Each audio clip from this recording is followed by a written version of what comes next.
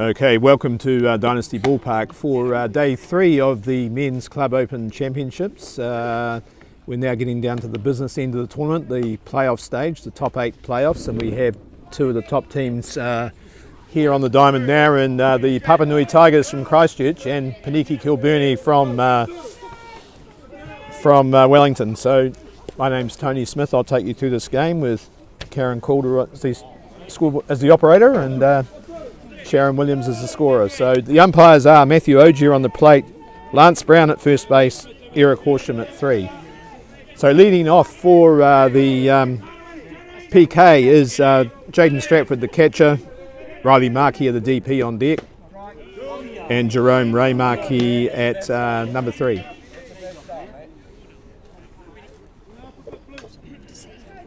And strike called on Stratford, who wasn't overly happy there, but the umpire's deliberation is final.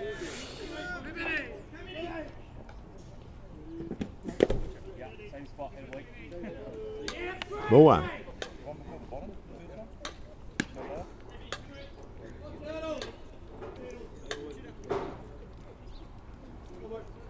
So pitching for Papanui is Ben Watts.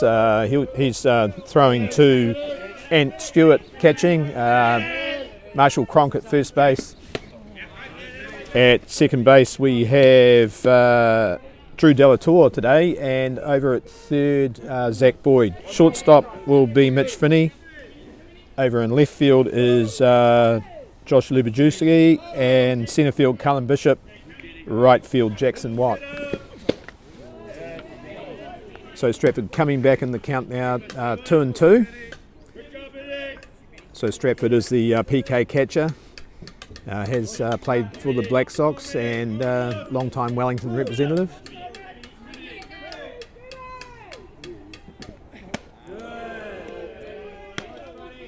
And full count.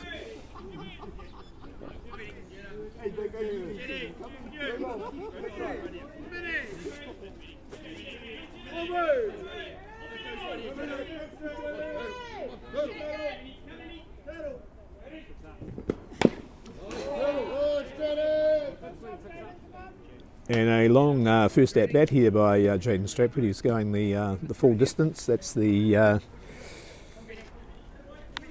6th pitch he's faced. Full count. And endeavouring to give PK a first up lead off base runner.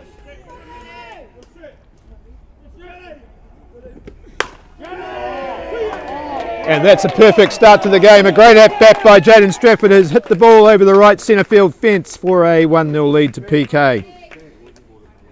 So a great example there of being very patient at the plate. He went out to the full count. On the 7th pitch he received, he jacked it over the fence. Bringing up now Riley Markey, the designated player. Suspect we'll see something of him on the pitching mound, maybe even from the first inning. But very versatile player, one of the top players in the Black Sox for the last 2 World Cups. And a power hitter at the plate.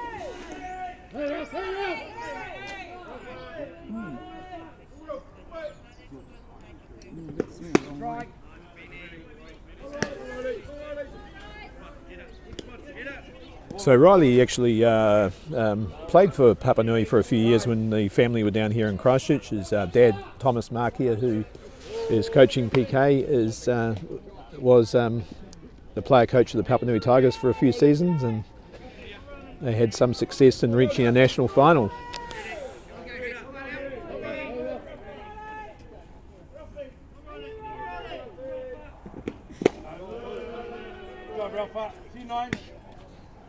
So 1-1 the count on Markier.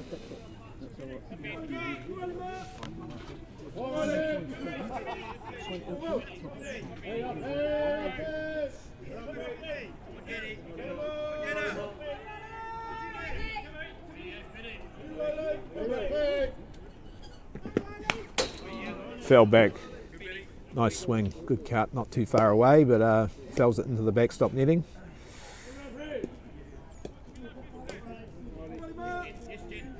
So Ben Watts originally out of Otago, been in Christchurch with Papanui for maybe a decade now, and the number one Canterbury pitcher with, or sharing that role with Liam Potts now from PCU Devils. Nice pitch just outside. Markia not tempted, and 2 balls, 2 strikes.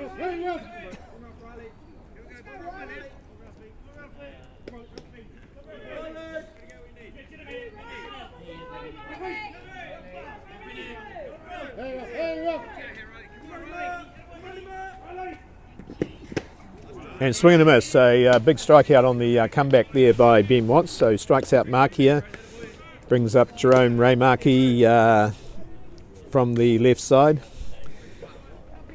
Jerome playing third base today for PK, long-time Black Sox player.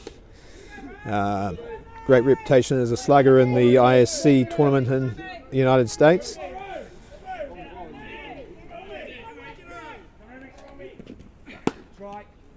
And strike called.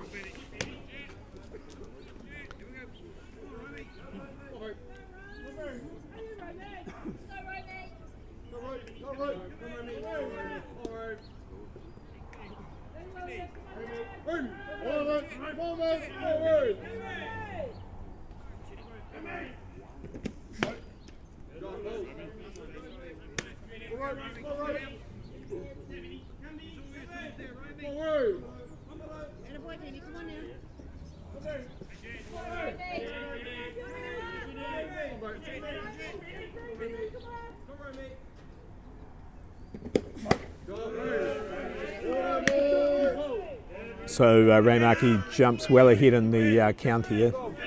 2 balls, 1 strike.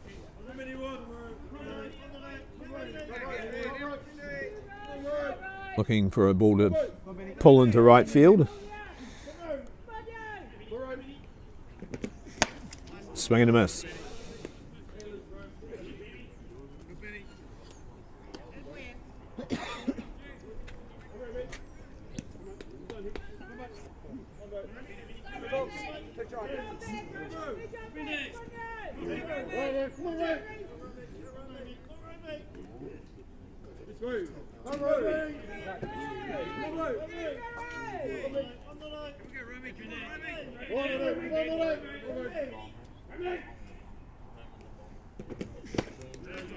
And strikeout number 2 for Ben Watts as he strikes out Raimaki, the 2 down.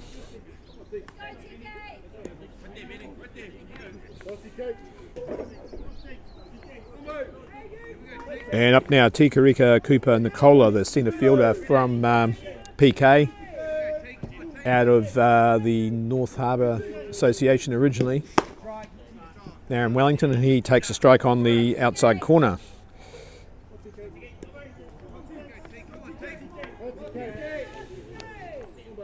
So Watts has come back well from that first up automatic home run, striking out 2 of the Black Sox sluggers in the PK lineup,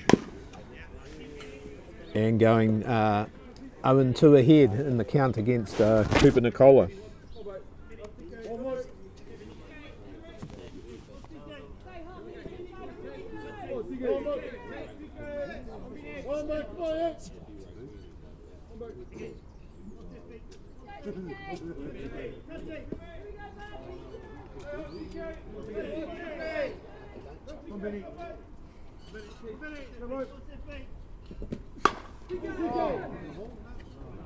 And Cooper Nicola holds out to his opposite number in centre field, Callum Bishop, and that's the end of the inning. PK lead 1-0.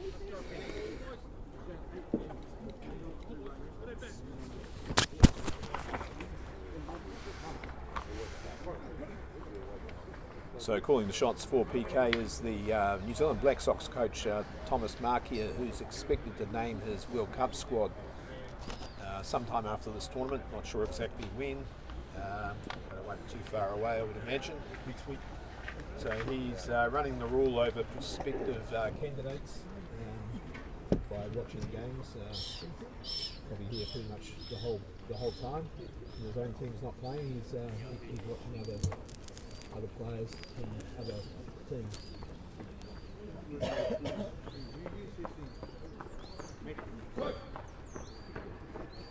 So sending out into the diamond is the PK side with Riley Markey at the DP is going to start the game on the pitching mound for Josh Merritt, who's originally named.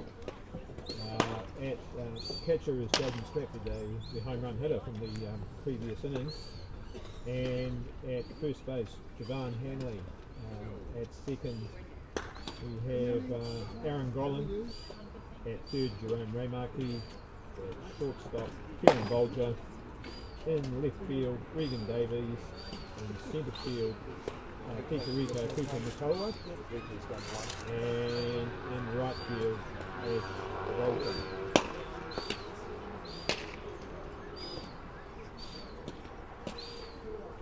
So the Papanui batting lineup led off by Callum Bishop. He'll be followed by Zach Boyd, the pickup player from Kororoa City United, and Jackson Watt in the 3 slot. At 4, Marshall Cronk. At 5, the designated player today, Taran Bartarillo. At 6, Anthony Stewart, catcher. At 7, Mitch Finney. At 8, Josh Udadurski. And at number 9, Drew Bellator.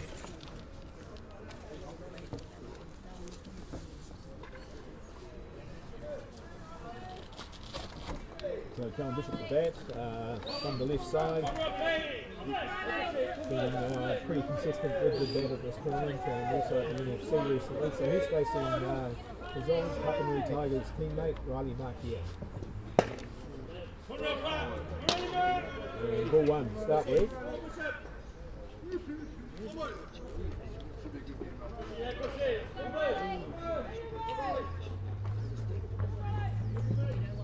Legal pitch called by the first base umpire Lance Brown.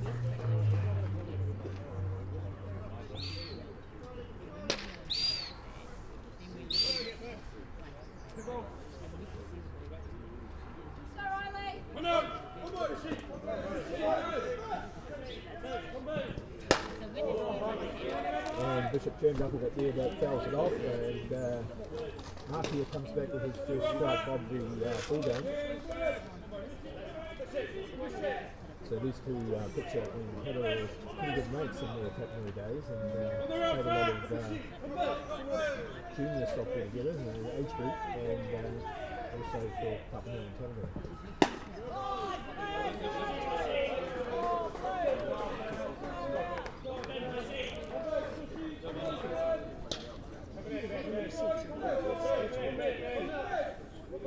Also strike 1.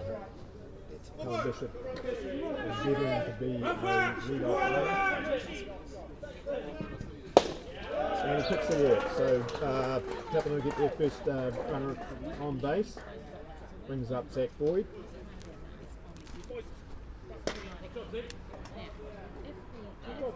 So Zach, a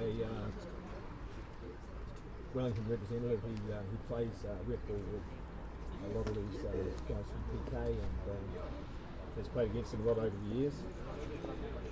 Also somebody who's been in the Red Sox frame.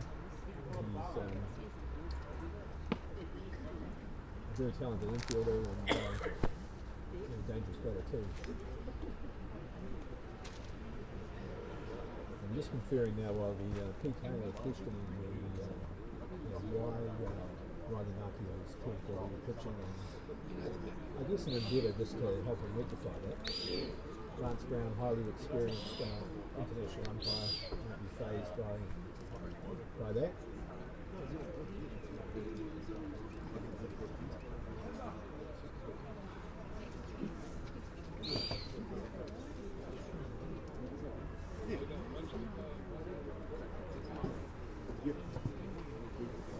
So you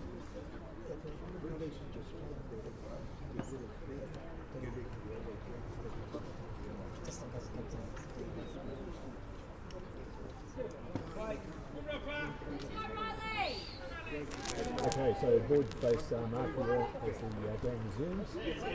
And Callum Bishop at first base.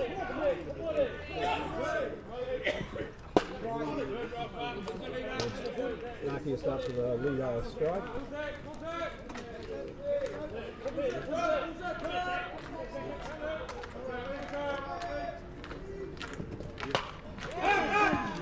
but first foul and goes over the glove of Jaden Streck.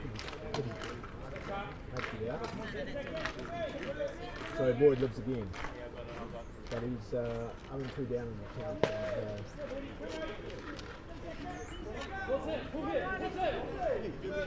Right, Nick. Head for later in the day.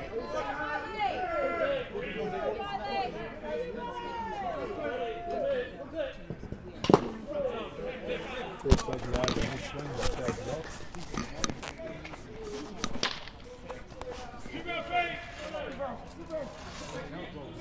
So that's one of those players who very quickly around the diamond. Ball goes out of his zone and Boyd holds it off.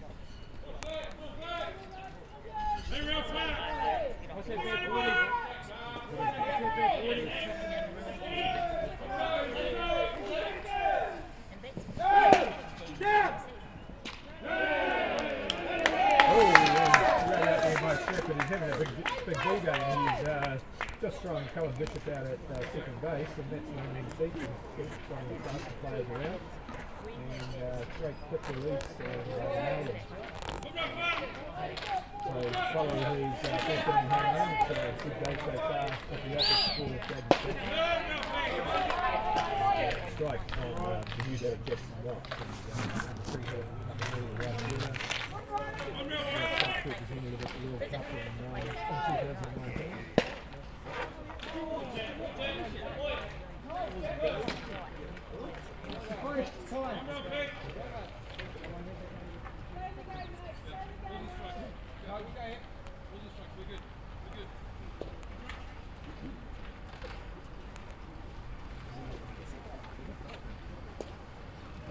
So he's going to do the breakthrough while the playing player, Matthew Ozier, makes it clear to the PK coach Thomas Markey that he won't swap any descent on players in the zone. And I'm sure the game will resume pretty quickly. So Jackson not at that. He's Papua Tigers score. Very consistent hitter. And also so very high reach base hitter. For a power hitter, he picks up a lot of walks and gets on base a lot, so handy go to having run a 3 slot because he can usually guarantee something's going to happen.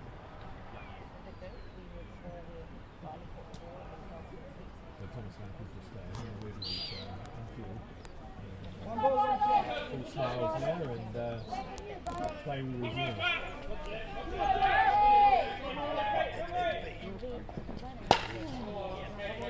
Down off by Watt. Good swing.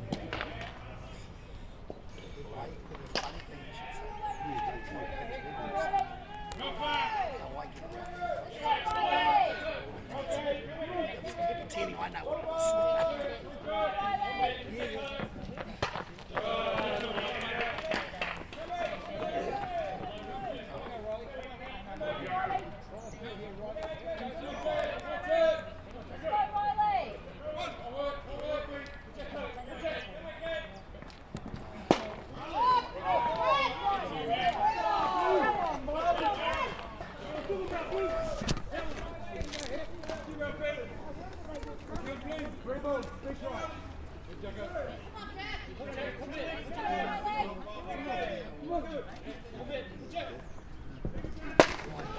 And illegal pitch pulled, so Jackson Watt will walk on that pull.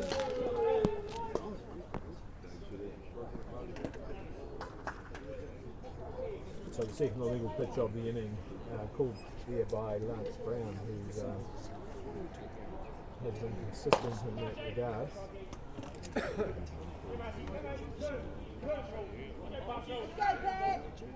Marshall Cronk, the first baseman today from Queensland, Australia.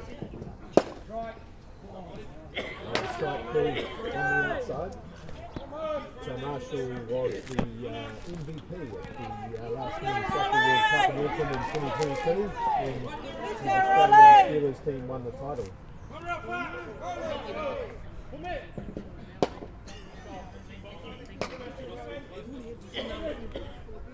Let's go, Riley! And the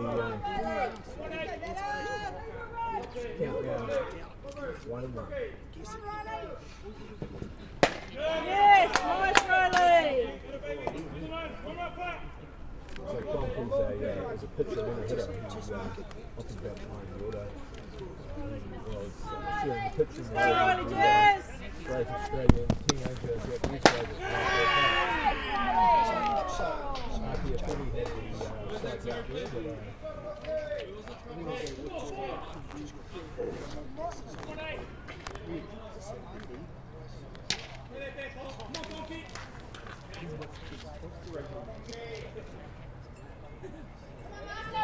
Let's go Riley. Let's go Riley, Jess. strikeout on the inside, a stand-up strikeout, the second of the inning for Markia, so PK after one complete inning, lead 1-0.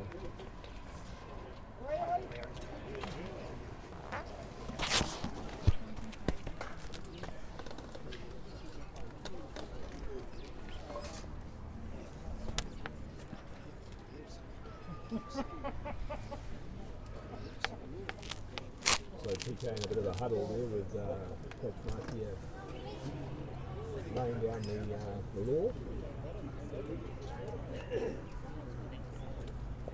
And when we resume, we'll have Jovan Hanley leading off, the first baseman, at golfer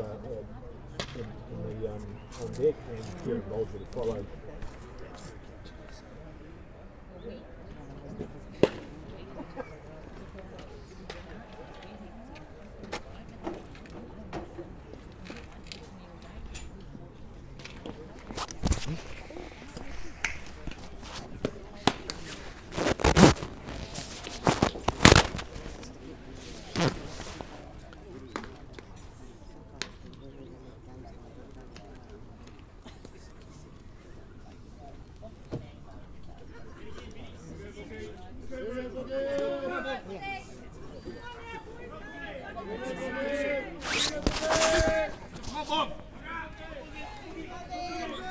So Jovan Hanley leading off for PK. Jovan based in the Hawke's Bay, great breeding ground for softballers and a former Black Sox representative. Strike call. So on the first day of the tournament, Jovan actually led the RBIs with 7, 2 automatic home runs in that total. Started his career as a pitcher. Also played a lot in the outfield and playing first base today for Paniki Kilbirnie.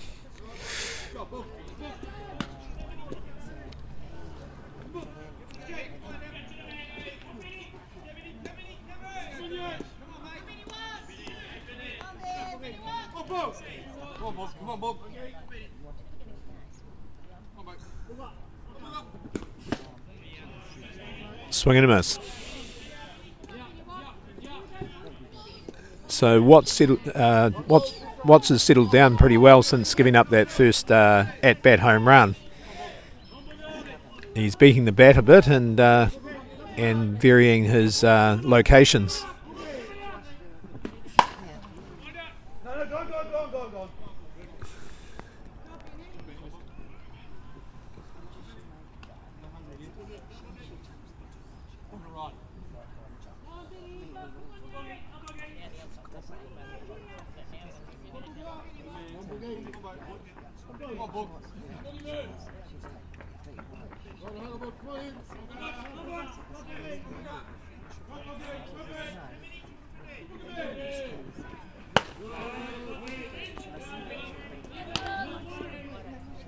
Two and two.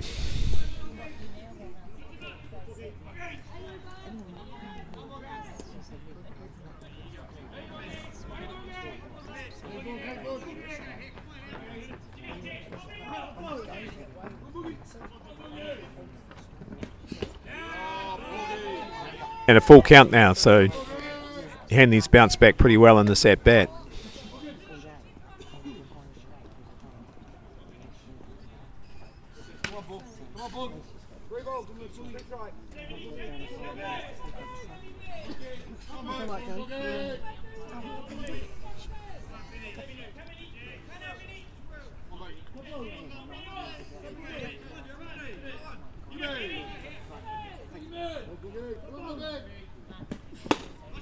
And a swing and a miss. That's the third strikeout of the ball game for Ben Watts. And all of them prized scalps, if you like, because three current or former Black Sox players in that tally. So bringing up now Ash Golfer, the right fielder.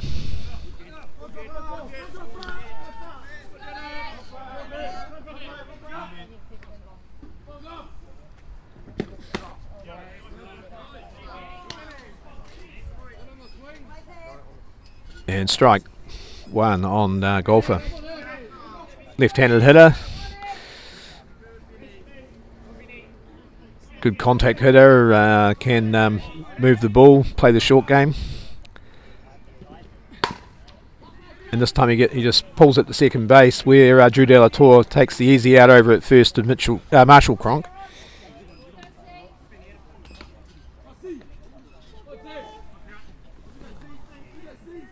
Bringing up now the shortstop, Kieran Bolger, former junior Black Sox player, Wellington representative.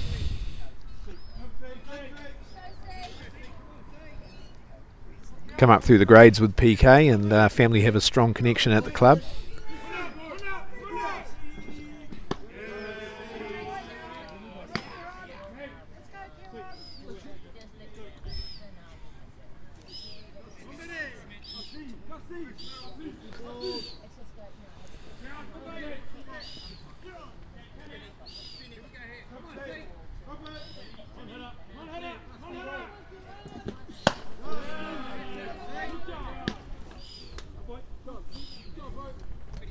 And Bolger ahead in the count 2-0.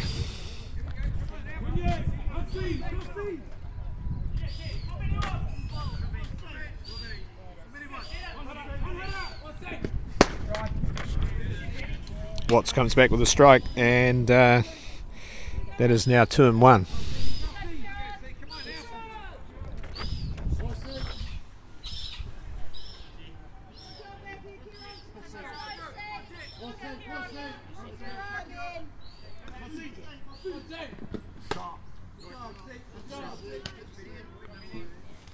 Ball on the outside.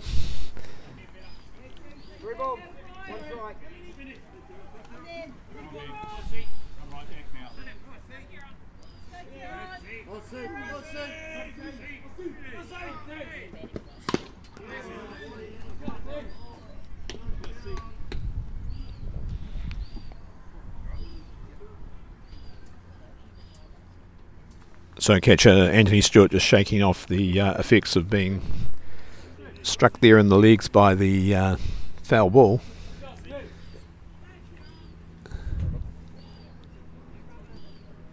Back behind the dish because of a arm injury to Nathan Watt, the regular catcher. But Stewart's a very versatile player. He's played a lot of ball at catcher, third base, was in the Canterbury team for well over a decade, and pretty proficient in a number of positions on the diamond. But he's just taking his time, understandably, and now he's ready. Ben Watt's about to toe the rubber.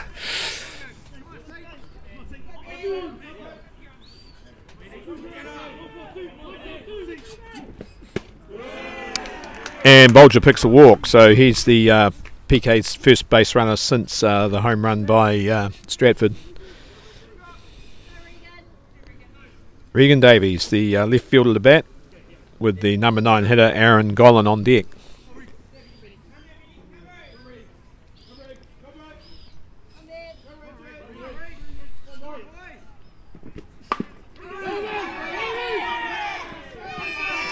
An excellent safe bunt there by Regan Davies to advance. Bolger to second. No chance there of Ben Watts, who's pretty quick off the mound, making a play. It was a perfect bunt up the first baseline. So good softball by PK. Brings up now Aaron Gollan, left-handed hitter. Comes from a very proud softball family. His father David was a representative pitcher of some repute, and Uncle Carl was in the Black Sox World Series winning team here in 2004 in Christchurch. Strike down the middle. So the Papanui infield drawn in, expecting the bunt with and now they go back. 1 strike ahead in the count. 2 down, so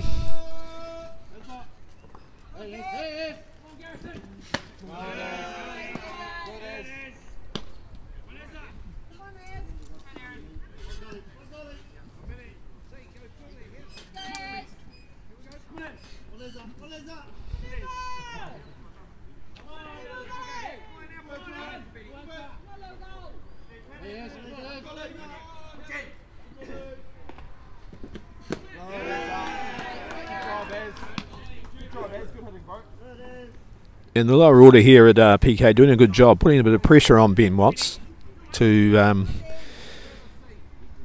come back into the black in the count, if you like. So Golan 2 and 1 ahead. But bunt's foul, so attempts to squeeze it down to third base, where Zach Boyd looked eminently ready for that possibility. But good tactics by PK, using their lower order to play the short game. And it is a quality of Thomas Markey's coaching that he doesn't just rely on long ball hitters. He likes to put pressure on infields and test the defence.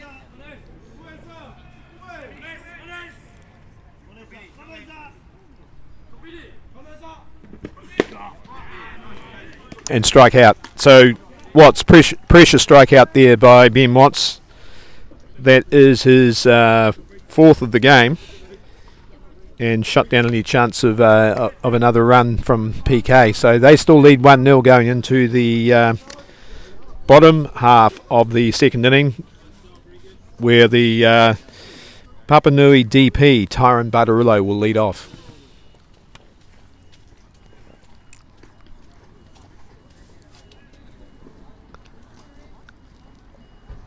So if you're just tuning in, this is the first game in the top 8 section playoffs. So we had the first 2 days, which are really just sorting out the qualifiers for the business end of the tournament. And these sides in the top 8 are the favoured title contenders, if you like, and full of players who will be hoping to be named in that Black Sox squad next week or so. One of those with plenty of Black Sox experience, possibly one of the most experienced players at this tournament, Tyron Bartarillo, at bat. Tyron's legendary for being the second man in the world to win 2 world championships with 2 different countries. So he won his first with his native Australia in 2009 when they beat the Black Sox in the final in Saskatoon, and then won 2 more when he moved to New Zealand and represented the Black Sox.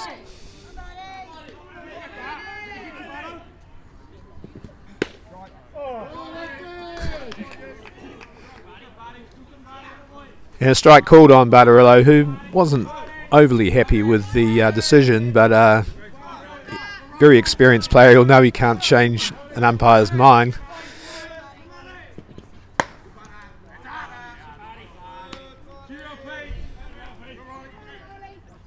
One and one.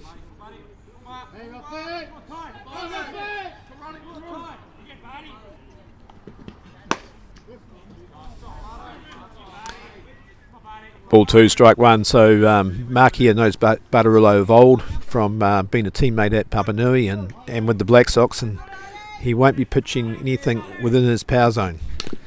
Nice pitch on the inside, come back well.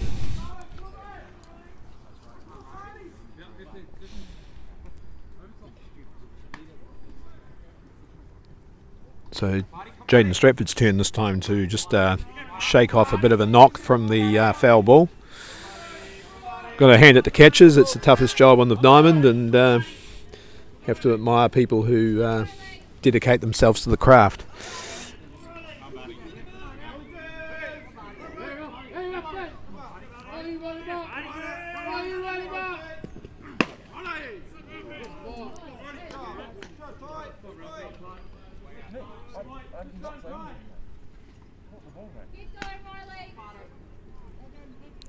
So ball 3, strike 2 on Bartarillo.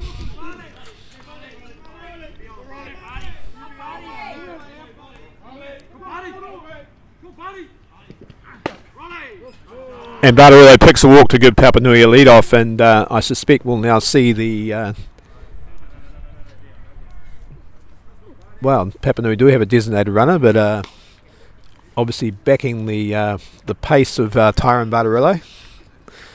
He remains at first base. Anthony Stewart at bat.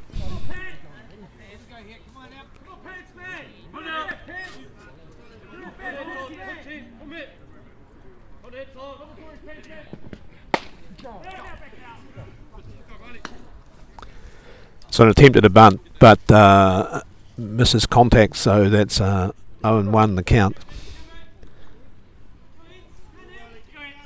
Stewart's been in pretty good batting form this week, actually. He's probably been one of Papanui's more consistent hitters.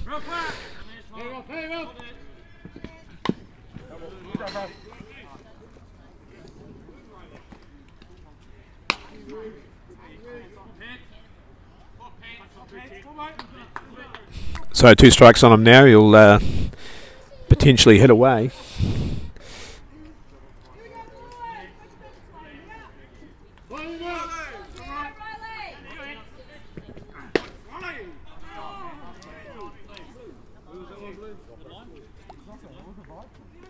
Ball 1, strike 2.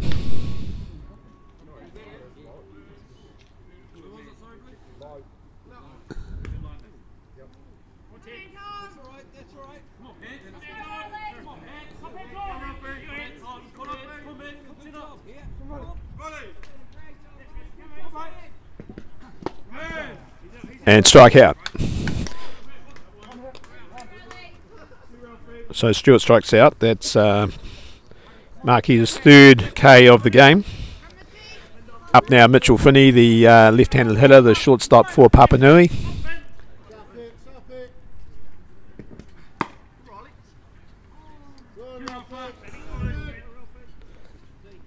Ball 1.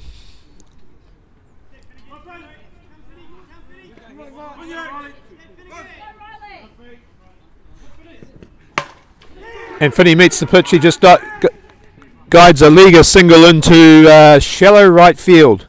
So over the head of Aaron Gollan and retrieved by Ash Golfer there in right field. But a nice little leaguer single to Mitch Finney, who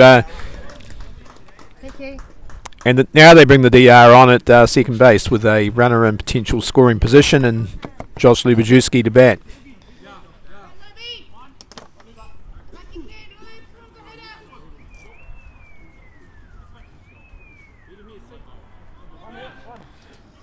So Josh has had a pretty good reputation over the last couple of years as a good tournament hitter. He had a very good NFC with the Canterbury Red Sox, just completed last month. Former catcher with the junior Black Sox, but now established as an outfielder. And has often batted quite a bit further up the order. Swing and a miss.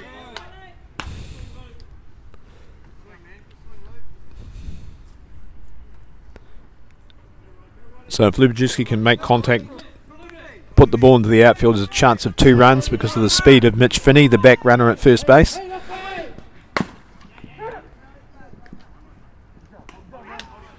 Aaron Gollan judges that ball well on the off the turf here at Dynasty Ballpark and takes Lubajewski at first base, but on the fielder's choice the runners move to third and second. That's Josh Gladding, the designated runner, at third, Mitch Finney at 2,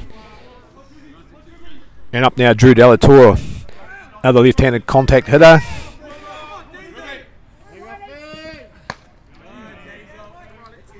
So Drew, the number 9 hitter for Papanui, but very useful at the short game. So PK will be aware of that and will be on their toes.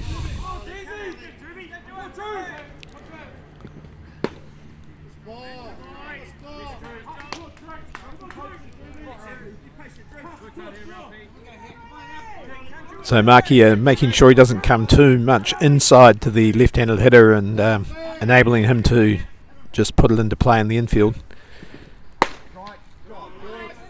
Nice pitch. 2 balls, 1 strike.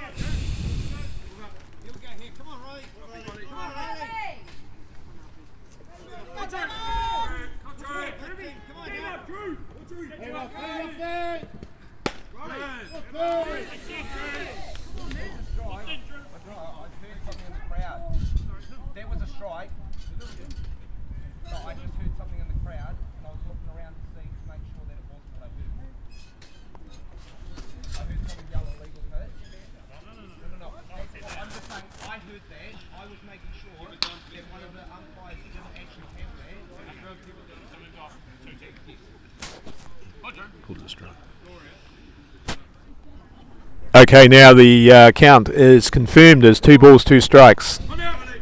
After a conference there between Matthew Oju, the plate umpire, and Carl McElroy, the head coach of Papanui.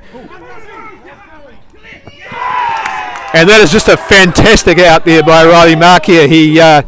The ball driven at him very hard there by Delator. He stopped it with his bare hand, so his pitching hand, and managed to recover quickly and get the out at first base. So tremendous play by Markia, who is of course a fielder by definition.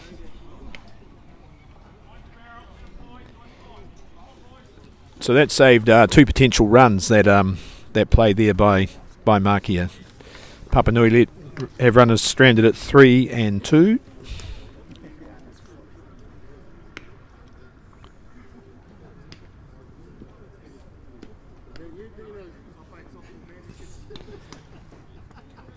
So good softball all round. Good pressure by Papanui, but PK get out of the hole through that brilliant piece of fielding by Riley Markia.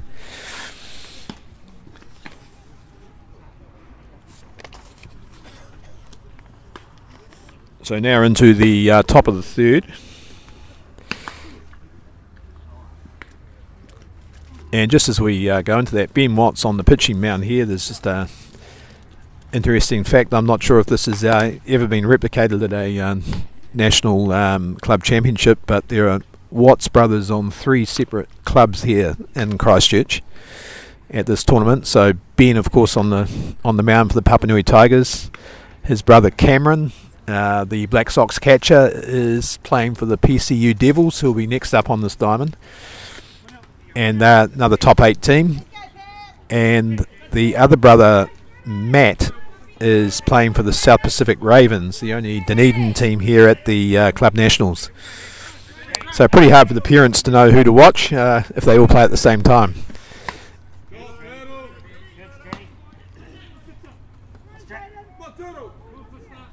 So Jaden Stratford leading off as he did in the first inning when he clubbed that home run over the right centre field fence.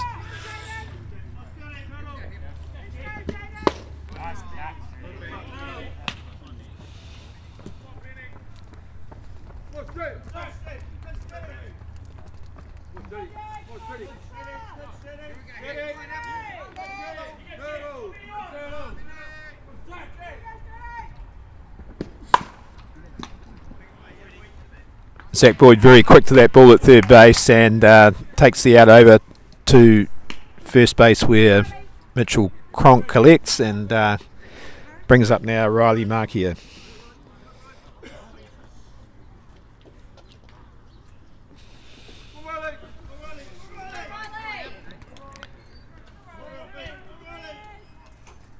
So Riley is probably been one of the Black Sox most consistent hitters at the last couple of softball World Cups.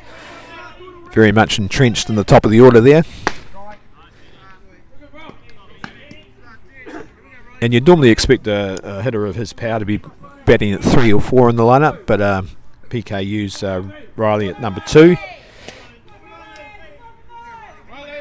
So he gets to see a few more pitches, and he has some power behind him in the lineup. It's a tactic that Auckland teams, Ramblers and the Auckland representative team used to use a lot with Donny Hale when he played. Black Sox slugger, long ball hitter, but battled at number 2 in the lineup with Nathan Nuku behind him.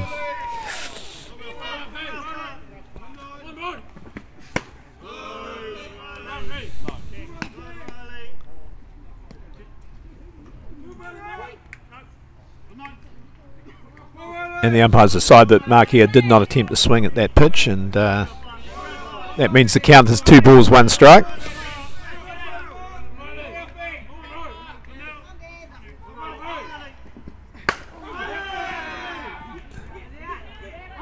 And Markia goes over the fence in right field for the second automatic home run of the game for PK, and a 2-0 lead. So a good few minutes of softball for Riley Markia, who made that great play in the field, and may still be feeling that in his hand to get PK out of a bit of a jam in the last inning, and now he's just doubled their lead with a automatic home run that Jackson Watt could only watch go over the fence. He had no chance there to take that catch. Up now is Jerome Raymarkey, the senior man in the lineup here for PK.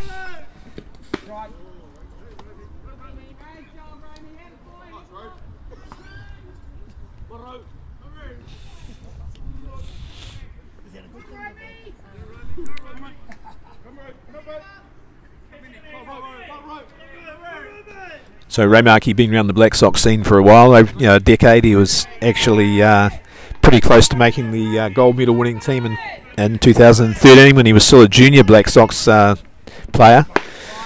Just didn't quite make the cut on that very strong squad, and but since then has been reasonably consistent selection.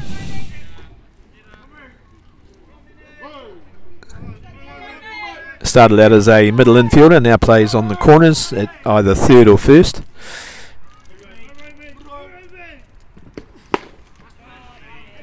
And he strikes out for the second time in the game to Ben Watts. So again, Ben Watts, he follows that automatic home run with a strikeout. He's done that twice now, so he's getting back into the groove. He's not phased by that, but certainly won't want to concede too many more of those shots though. But now he faces the player known as TK, Tika Reka Cooper Nicola, who holed out to centre field at his first at bat.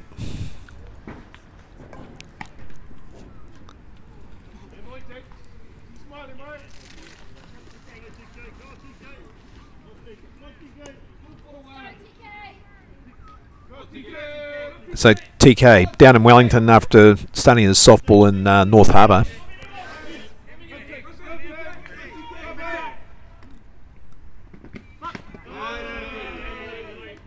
And a loose pitch, probably one of the few that Ben Watts has thrown.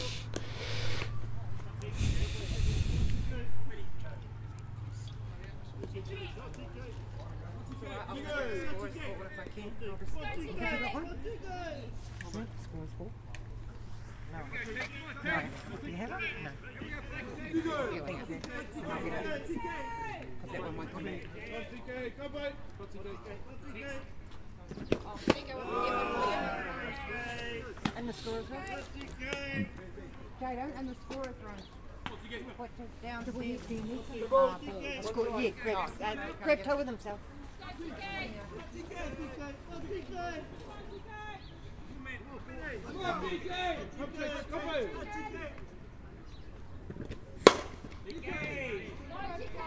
Oh, great recovery there by Drew Delator. That was fantastic. That ball was hitting him very hard. He spun slightly, but grabbed the ball and took the out at first base. So great out from a player who comes from a great softball pedigree. His father, Paul Delatour, is probably one of the best infield technicians you could ever have seen.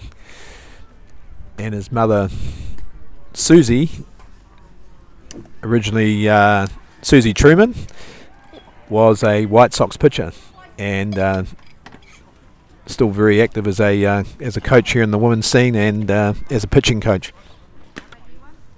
So some pretty good defensive softball in this game. We saw that great play by Riley Markia on the mound off his own pitching in the last inning, and Drew Delatour making a fantastic out there at second base. Too often we associate men's softball with just power hitting, but defense still wins championships, and we've seen some good examples of that today.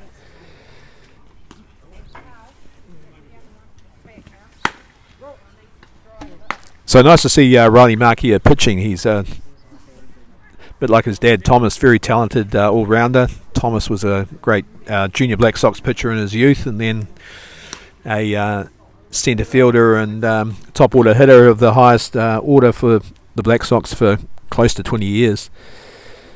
And Riley is a talented pitcher who has also been a slugger and has concentrated on that mainly in his senior career, but good to see him pitching because potentially the Black Sox could use him over at the World Cup as a relief pitcher. Certainly throws hard enough and has the full variety of pitches. Just probably needs that time in the middle to perfect the consistency. And Kellen Bishop rears away from that. He picked the Walker's first at bat, and he's 2-0 up in the count here too.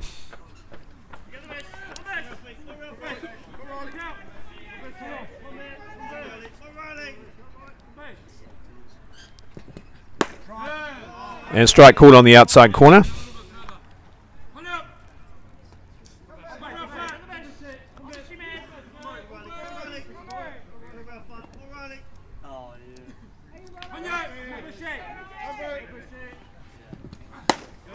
Swing and a miss. So Markia coming back now, strongly in the count, 2-2. So Callum Bishop is a what you call an all-tools hitter. He can hit with power, he can hit home runs, but he can bunt, he can slap and contact hit. So very dangerous once he gets on the bases because he's got a lot of speed. And he's in a full count situation now with his old mate Riley Markia.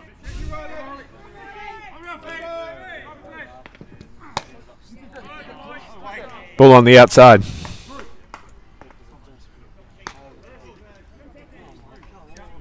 And PK asked the question, did he swing at that? And the umpires confer and say no. So second walk of the game for Callum Bishop. Bringing up now Zach Boyd.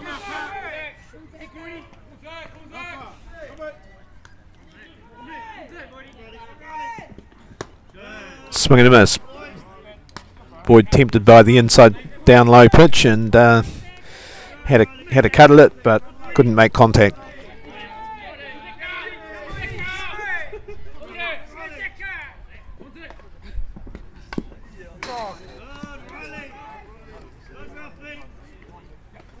So Boyd, a firefighter from Wellington. He trained in that profession and plays for the Pararua City United Club, who aren't here at the tournament, despite their status as one of the stronger clubs in the Wellington and Hutt Valley region. So Zach Boyd picked up by Papanui. He knows quite a few of the Papanui players from national age group and Black Sox squads. When they heard his club weren't going, they were soon on the phone to him, and he's here in a Tigers top. And the count is 2-2 against his Wellington representative teammate Riley Markia.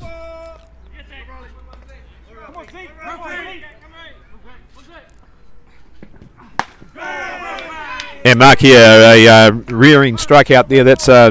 It's a big out to take Zach Boyd, so 1 down. Jackson Watt up to bat.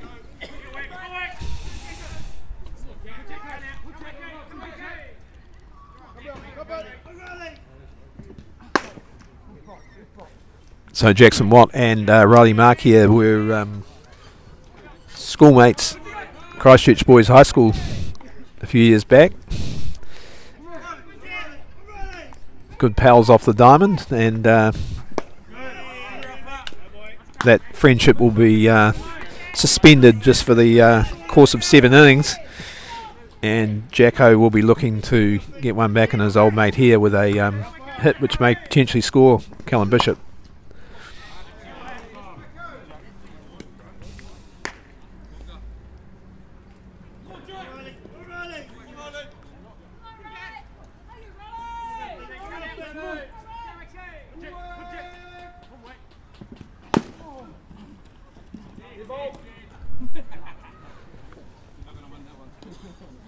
So the dead ball situation there, the ball sort of just clips Jackson Watt, who won't be fazed by that. 2-2.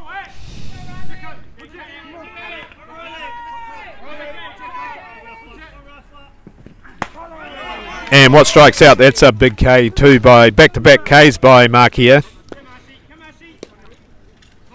Doesn't get much easier for him though, because up now is Marshall Cronk, who when he's not pitching is normally in the headlines as a hitter. So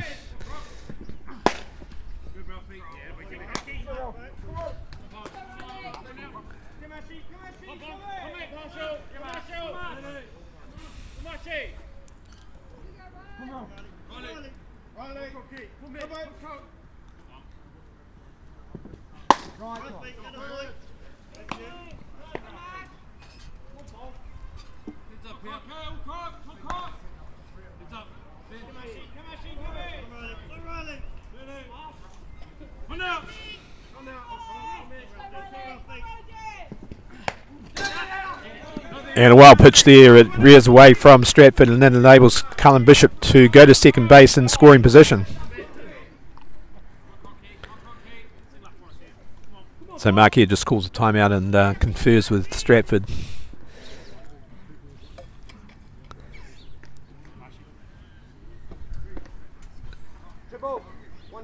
So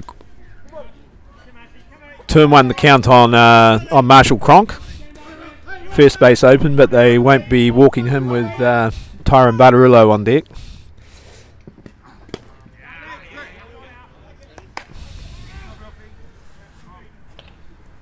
So 3-1.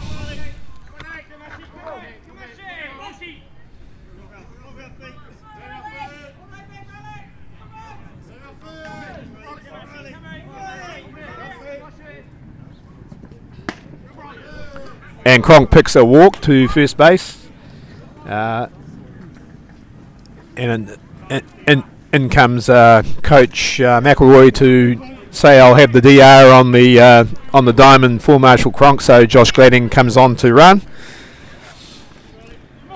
2 down with Tyron Bartarillo at bat, and Bartarillo picked a walk at his first at bat. So. And he goes ahead in the count. 1-0.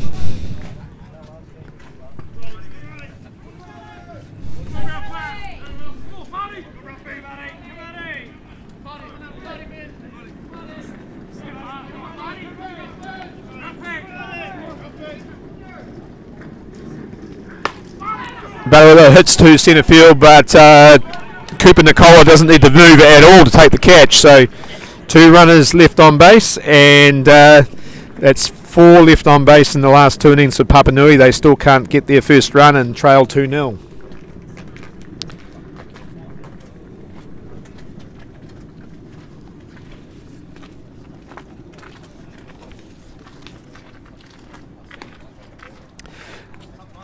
So good ball game here. It's really a bit of an old-fashioned pitcher's duel at the moment. The only difference is that Ben Watts, despite racking up quite a few Ks, has given up those 2 automatic home runs, which give PK a 2-0 lead. But one thing about Ben Watts is he never gives up the fight. He's got a real sort of, I'd say, almost like a rugby player's mentality. He just keeps going till the very end. Type of guy that can pitch back-to-back games, 2, 3, even 4 games in a day, without complaining or flinching. And there's a lot of people in Canterbury would be delighted to see his name read out in the Black Sox squad, alongside his brother Cameron, the catcher. There'd be a lot of people in Otago too, because that's where they hail from, and that's where they started their softball, and it's where Cameron Watts continues to live. It's nice to be nice here, eh?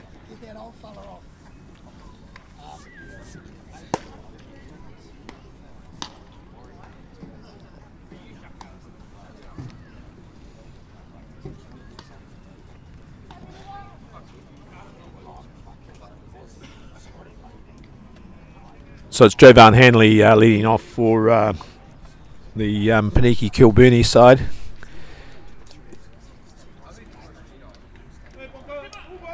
So Jovan from Hawke's Bay. I imagine he still lives there, and great breeding ground for New Zealand softball is Hawke's Bay. Thomas Mark here, the PK coach, is a Hawke's Bay boy from Hastings, and a lot of great players over the years have come from there, from Owen Walford, the late great pitcher. On the women's side of the game, probably our best ever player, Rhonda Hira.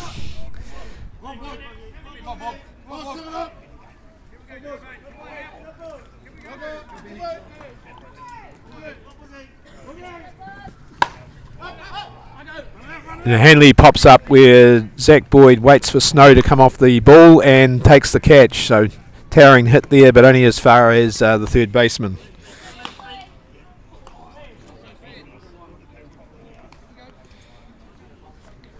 Up now Ash Golfer, who grounded out to second base at his first at bat.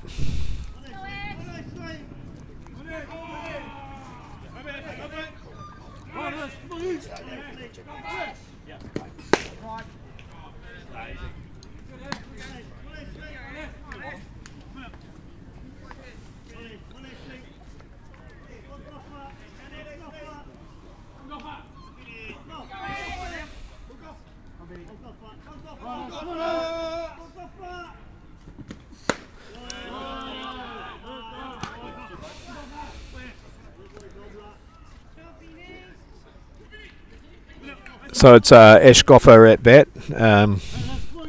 Apologies if I called him Golfer earlier. I'll be off to Specsavers after this game, but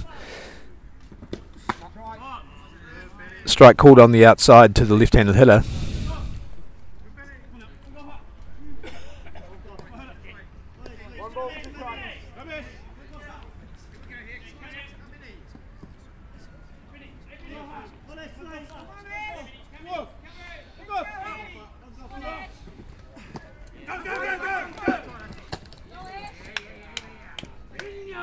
And on the KPB, Ash Golfer gets to first base. Brings up Kieran Bolger, who drew a walk first up.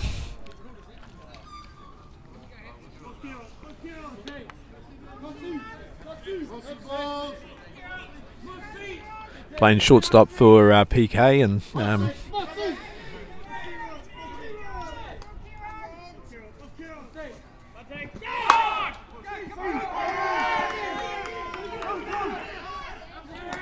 and a great hit and run play there by PK. Some aggressive coaching by Thomas Mark here, and excellent execution by Kieran Bolger, who just shortened up and met that ball and hit it back up the middle through second base. Literally the second base bag, and Golfer, who was off on the pitch, stealing on the pitch, reaches third. So runners at 2 and 3.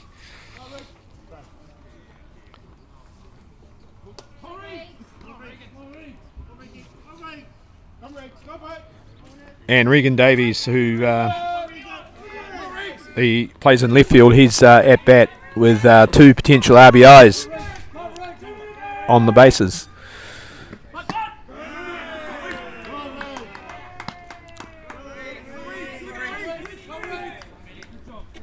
So 1 down. Papanui infield drawn in. Finney at shortstop. Delator at second, playing in close with that runner at 3.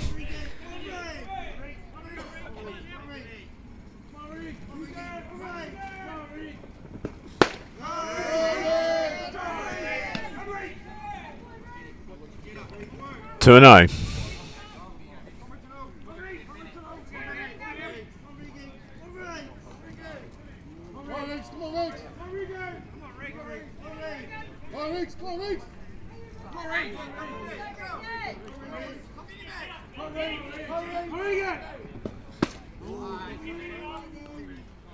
Swing and a miss. So Watts comes back with a strike.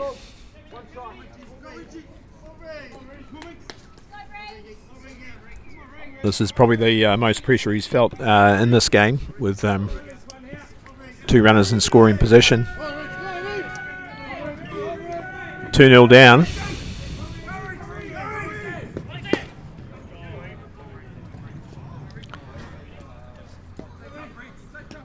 And Watts comes out the good pitch on the inside to take the strike. 2 and 2.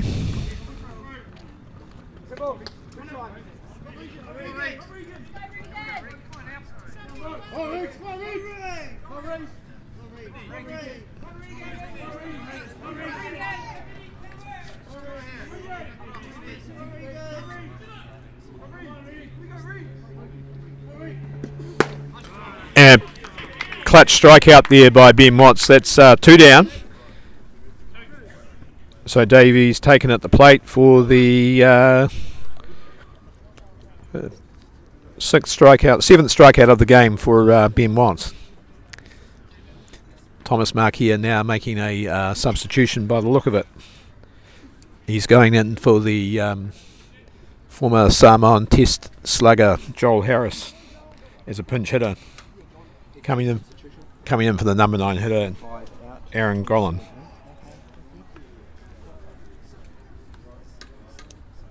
So this will be I'd say a straight pinch hit here with Harris coming in. Harris is a long ball hitter, a lot of power, big man, and uses that to drive the ball over the fence. And as I said, he has represented Samoa at international level, and started out as a pitcher too, and another one of those guys who goes from the mound to the batter's box with reasonably seamless transition.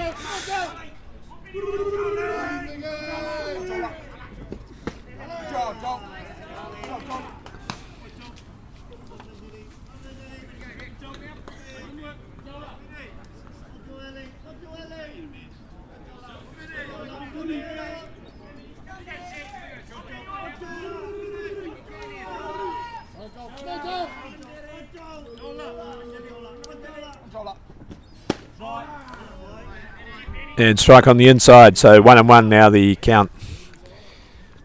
Joel Harris, many years ago now, was at Nelson College in a academy run by Marty Grant, the Black Sox pitcher. And after leaving school, he gravitated to Wellington. He's been with PK for quite a long time.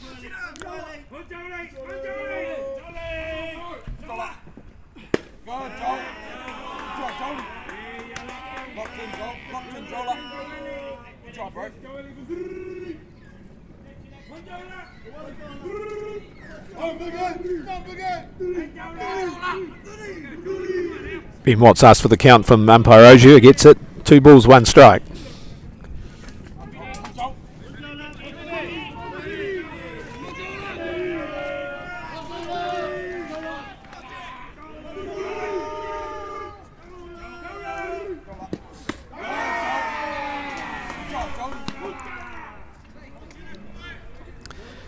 So good at bat here from Harris. often in a situation like this, when a power hitter comes in as a pinch hitter, they're going to go chasing the early pitches, but Harris has seen a lot of the ball here and putting the pressure back on Watts. So good duel here. 2 down, 2 runners on. And he holds out though to Delatorre, who reads that ball pretty well off the bat, just drops into the hole there behind first base and takes the out to leave those runners stranded. Yes, thank you.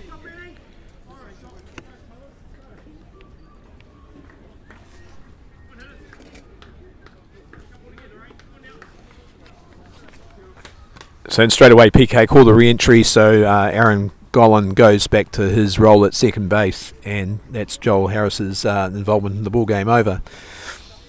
So well worth the pinch hitter, but good work by Ben Watts to get out of that jam with a strikeout and just jamming up the batter and forcing him to hole out.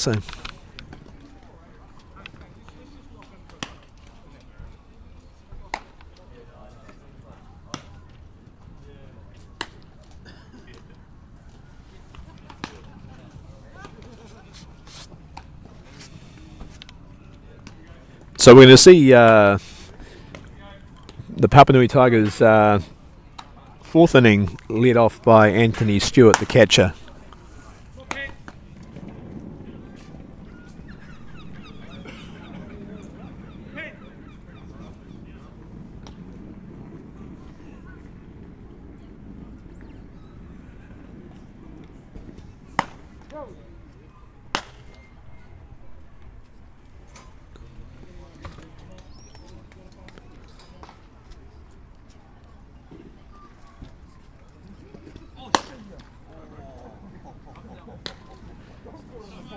So Markia remains on the mound, and so he should be. He's doing a great job there for PK, so no temptation as of yet to enter Josh Merritt into the lineup. So Anthony Stewart looking to spark something up for Papanui, as he's often done over the years for any team he's played on.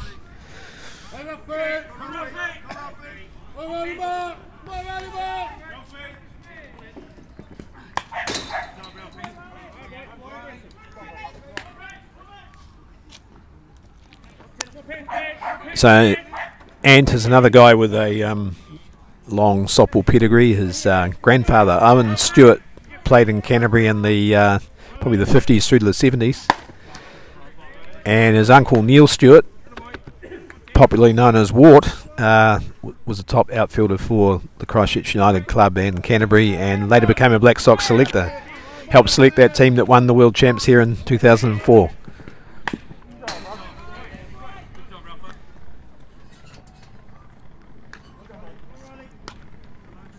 Ball 1, strike 2.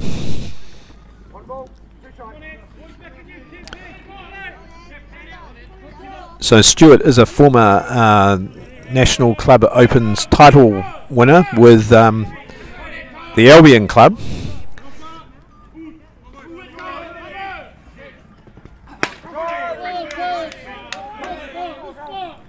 And strikeout called, so a called strikeout there.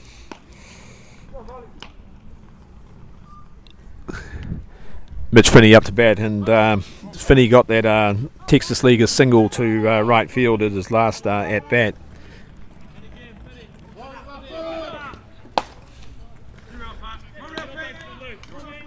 So Finney, another guy out of the Otago region, and still lives there, commutes up to play for Papanui regularly, almost every week, but still involved actively in Otago softball. I think he was actually the player coach of their team that had won the Bates Shield off Southland, one of the oldest softball rivalries, one of the oldest remaining trophies in the game.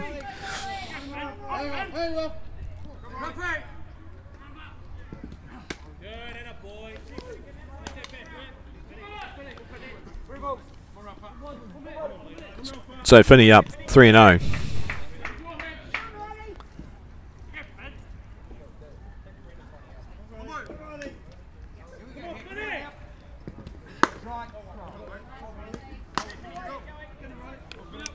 Mark here comes back with a strike.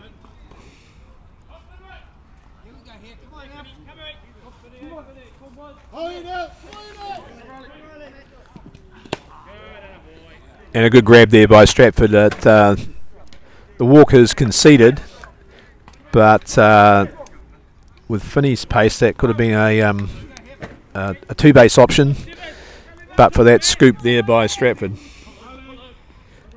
Up now, Lubajewski.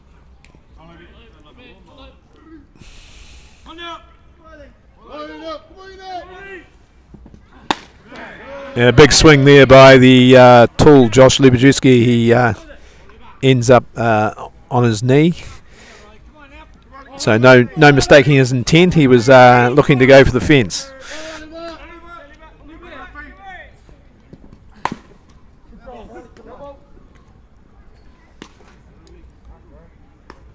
Nice play off the foul ball there by Jerome Raymarkey. He played it out as if it was fair, but count is now 0-2.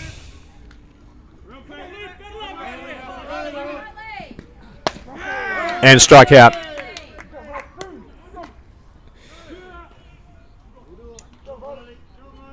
So up now, Drew Delatour. Drew's the guy that drove the ball hard and fast straight at the pitching hand of Markia, who managed to block it and recover and complete the out. A play that saved 2 runs. Had that ball gone through to centre field, Papanui would have tied the ball game.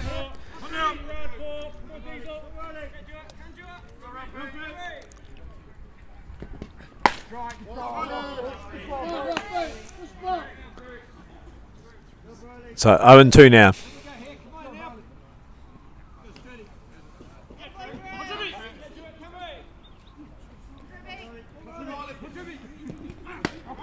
And strike out there by Markia, number 7 for him, and ends the inning.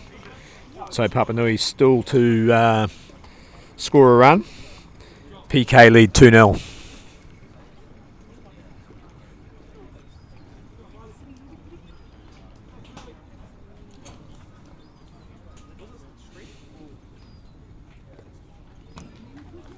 PK also be back at the top of their order with Jaden Stratford to come up.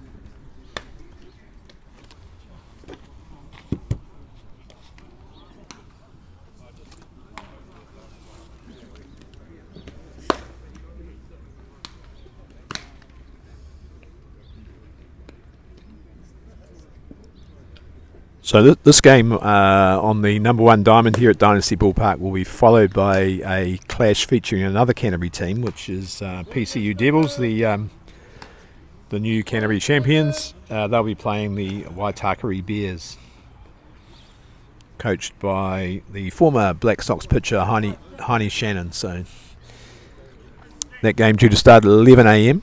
But in the meantime, we are in the middle of the Papanui and PK game with PK, the famous Wellington club, leading 2-0 going into the top of the 5th.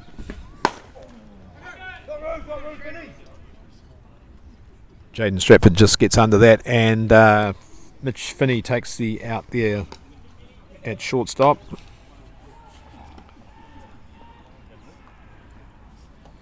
Brings up Riley Markia, 1 from 2 today with a automatic home run at his last at bat.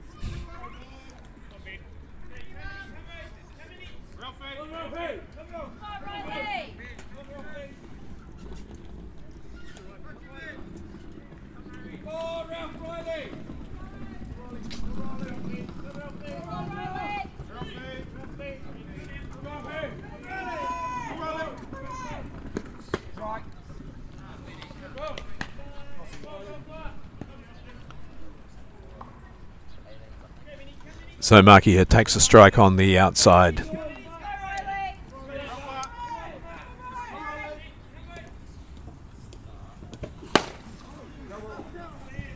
Fouls off the second pitch.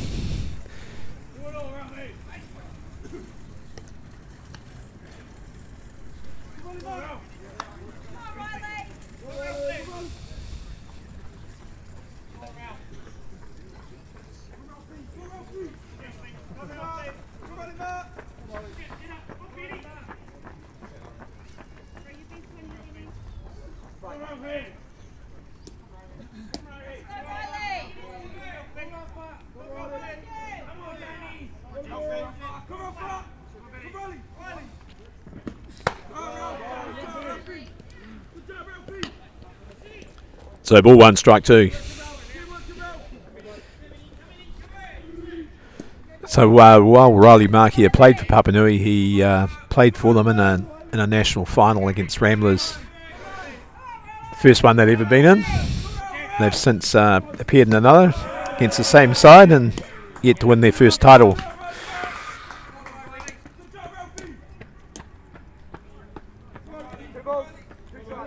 So 2-2 the count.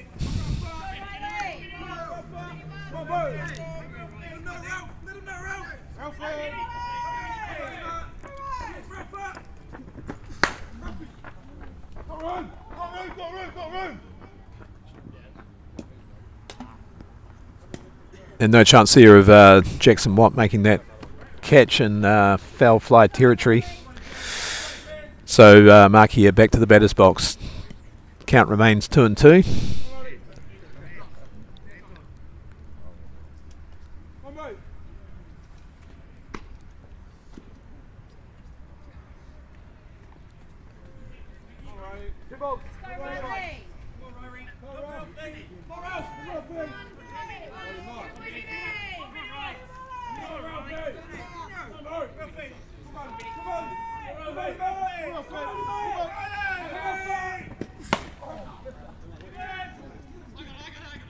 And Josh Lubajewski calls for that ball and takes it in shallow left field. 2 down. Up now Jerome Raymarkey.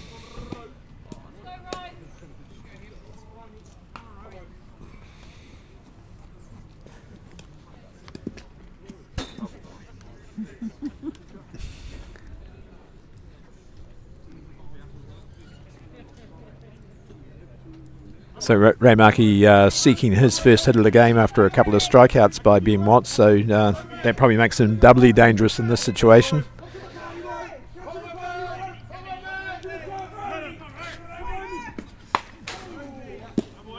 Fouls off the pitch on the outside corner.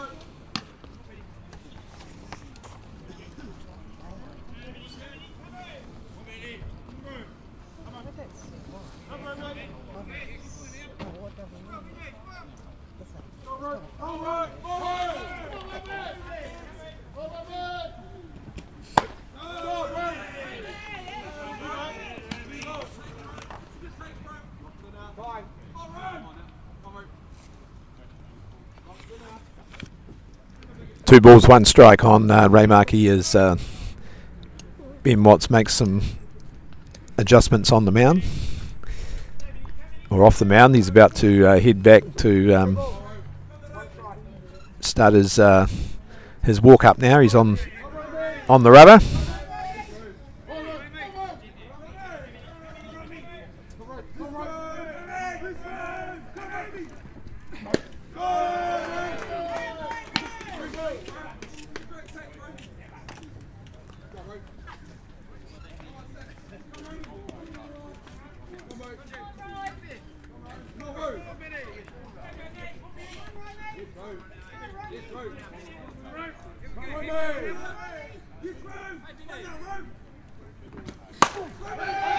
And that looks like that is now automatic home run number 3 over the right field fence by Jerome Raymarkey. So Great display of power hitting here by PK. That's the third automatic of the day.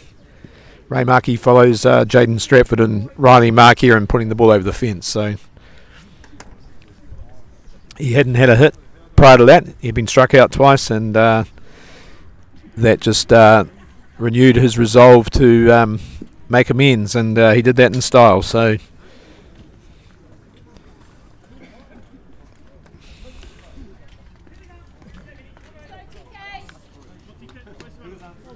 up now, Tikarika Cooper Nicola, looking for his first hit of the game.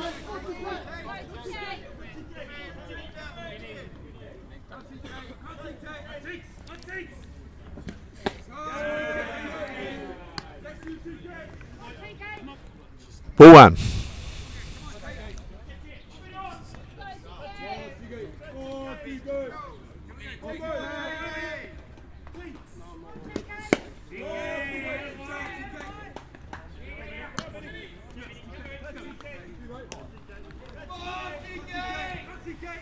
Whatever the outcome of this game, you have to say that Ben Watts has made a great comeback from an injury that kept him out of the early stages of the season, a bicep injury which I think he had surgery on, and he's come back with a vengeance, but he's been punished here a wee bit by the power of the PK top order.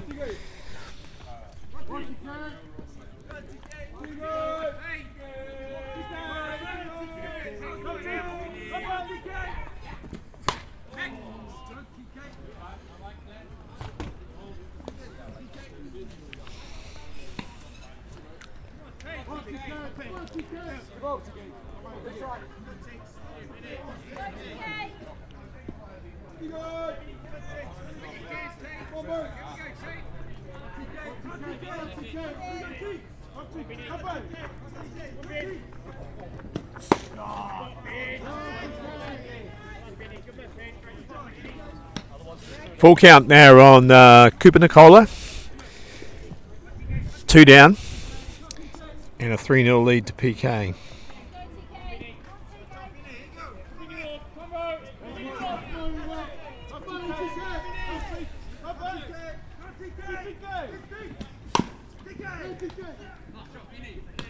And Watts does his own fielding. He scoops that ball up high, runs it over towards first base, and ends the inning, but not before giving up a third run off the bat of Jerome Raymarkey. So going now into the bottom half of the 5th inning, and you suspect this is where Papanui have to make their comeback. They're at the top of the order, so Callum Bishop will lead off. They've got a strong order going down to about number 6, 7.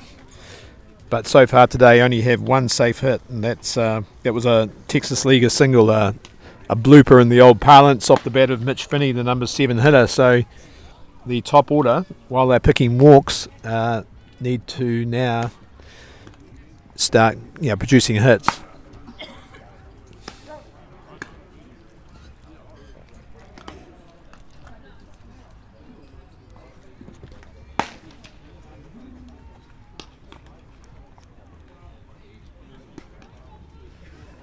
These are the games too that these top 8 games are the ones I would imagine the Blackstock selectors focus on. They're not so worried about the statistics of the first 2 days from pool play, where there's some big blowout scores often, and but it's here that the true contenders emerge. And leading up now, Callum Bishop, who's been a base runner both at bats, picked walks on both occasions. And now he gets a hit, and it's going to be taken though by Cooper Nicola, just straying over there into left field, read it pretty well off the bat. But good aggressive at bat by Bishop. And Zach Boyd up.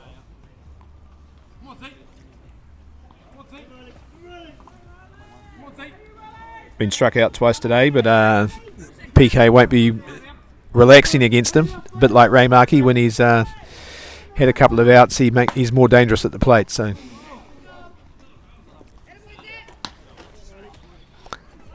Zach's also one of those kind of guys you class as a spark plug player. He's the type of guy that can pull something up out of the bag and really lift his whole team. Once he gets on the bases, he's so aggressive with his running.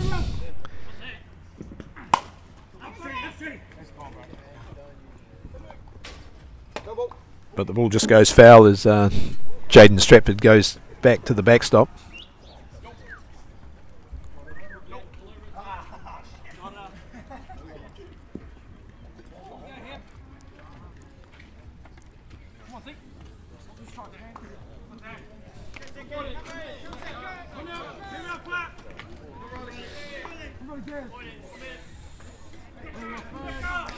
One and one the count on Zach Boyd.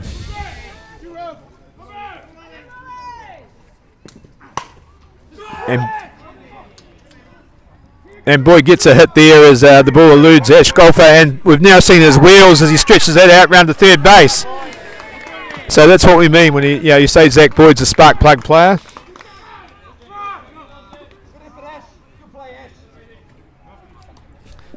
Ash Golfer made a valiant attempt to try and take that catch in the dive, but the ball just dropped in, and Zach Boyd made the most of it by using his wheels to scuttle around to third base, putting himself in scoring position with Jackson Watt at bat and Marshall Cronk to follow.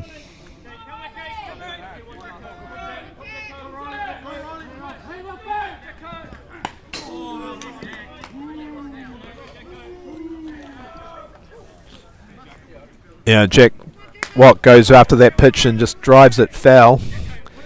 Got plenty of power behind that.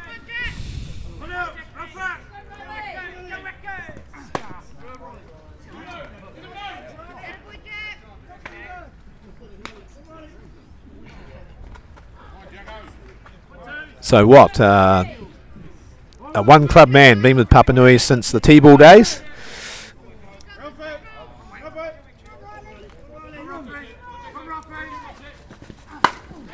And he drives in the run, so he pulls a run back there with that hit off his old mate Mark here to right field to score Zach Boyd.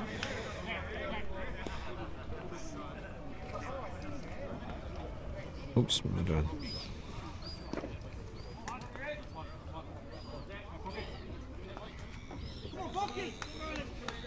So an RBI single to Jackson Watt and Marshall Cronk up. So Cronk and Bardarillo, the Australians from Queensland.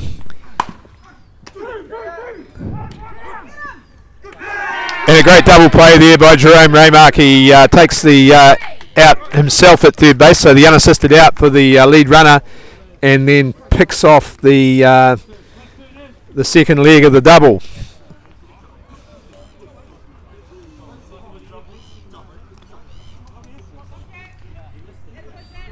So a good double play there effected by Raymarki, and that gives PK a 3-1 lead. But good comeback there by Papanui. They certainly showed a lot more intent at the plate.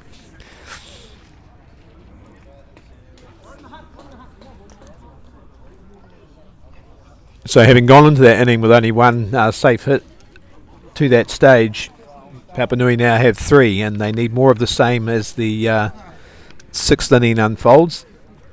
And importantly, immediately anyway, they need to shut PK out. Certainly won't want to see that lead extended.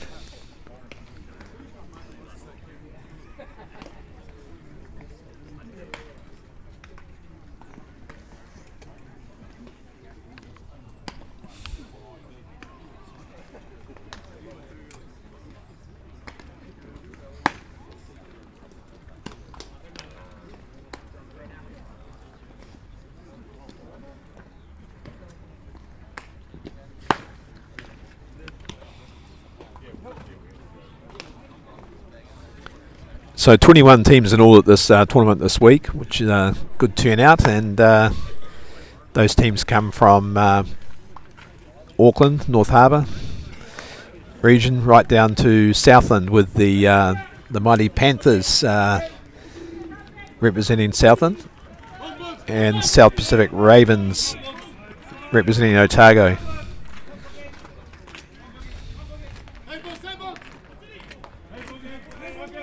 So Jovan Hanley leads off an inning for the third time in this ball game.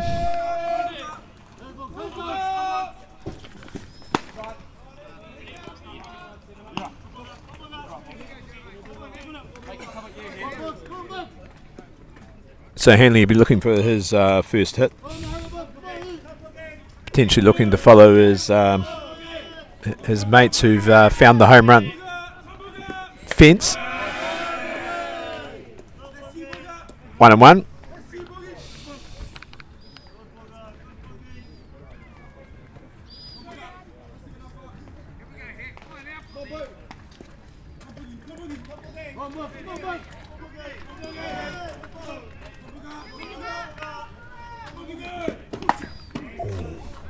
And a hit pitch there, so the delivery from Ben Watts just strikes Jovan Hanley, who brushes it off, runs down to first base. That'll bring up Ash Goffer. Kieran Bolger, who's batting 1,000 on deck.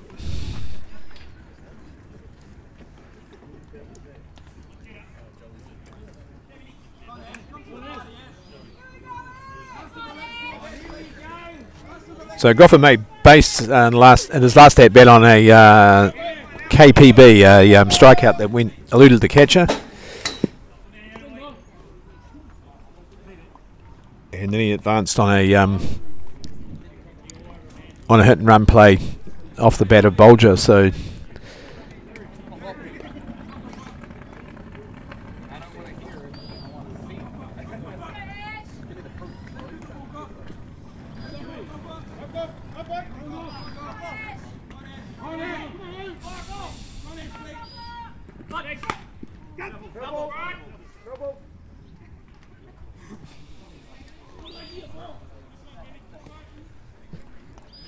So the ball glances off the bat of Goffer, who had attempted the running bunt.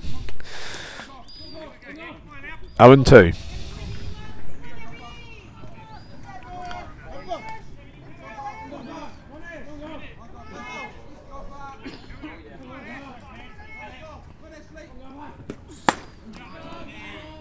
And swing and a miss, so a strikeout there, another one to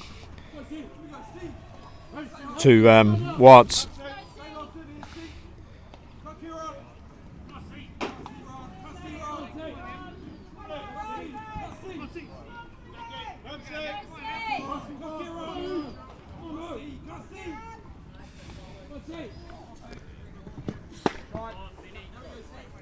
Strike called on Kieran Bolger, so Bolger picked a walk at his first at bat, and then produced the safe hit off a hit and run play. So he's batting 1,000 for the day.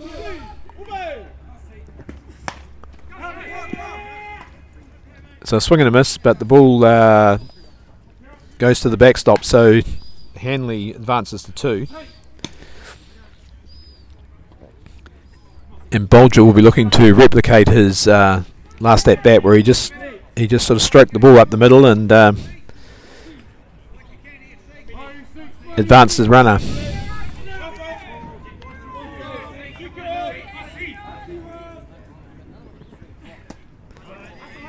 This time though, there's a swing and a miss. He turns and he's out there. So I make that strikeout number 10 for Ben Watts.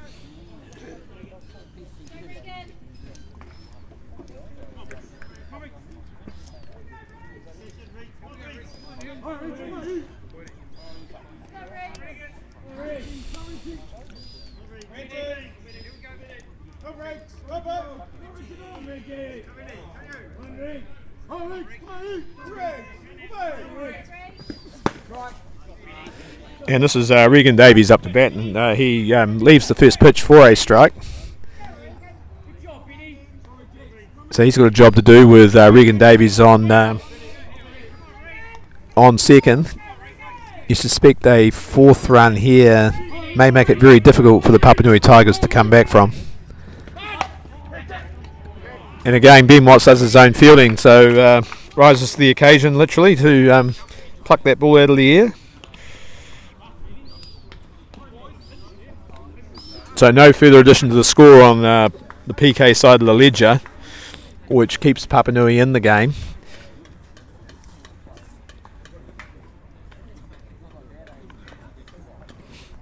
And they'll be led off by Tyron Butterillo.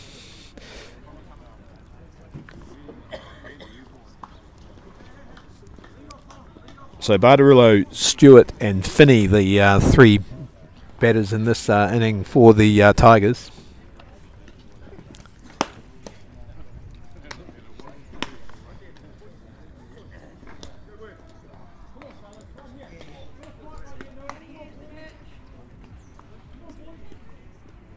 So Papanui haven't as yet gone to the dugout for a pinch hitter.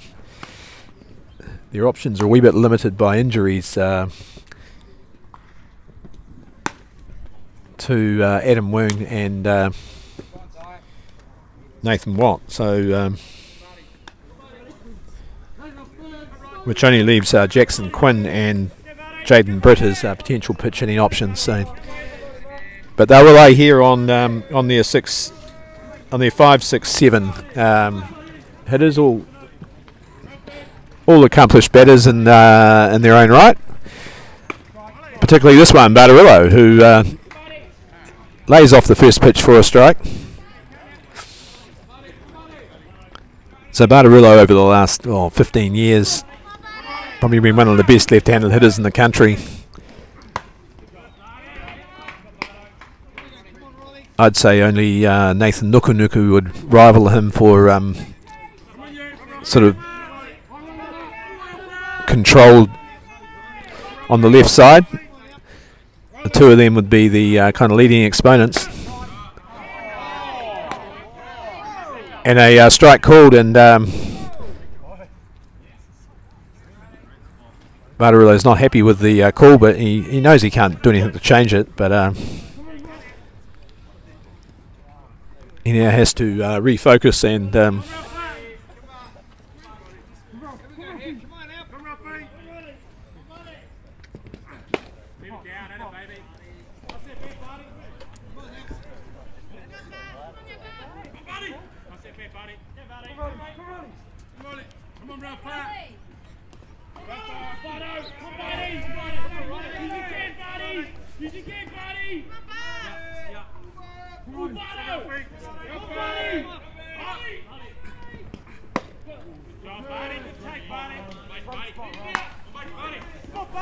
so full count now, 3 balls, 2 strikes on Tyron Bardarillo, who picked a walk at his first 2 bat today.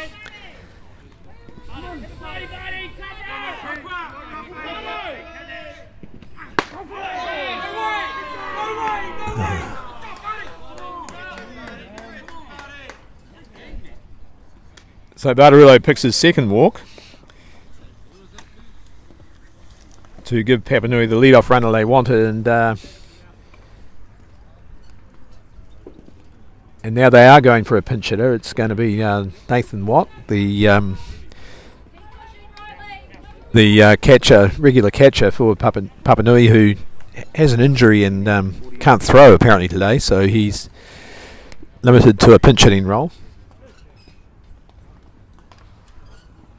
He's come in for Anthony Stewart, so big sign of faith in the hitting of Nathan Watt from Coach McElroy, because Stewart's a proven hitter.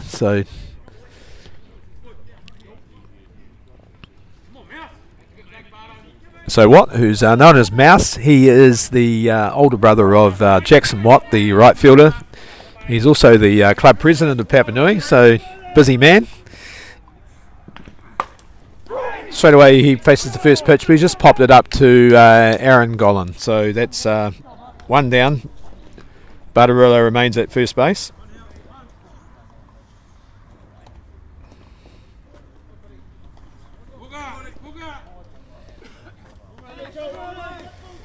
And Mitch Finney, who leagued and then drew a walk.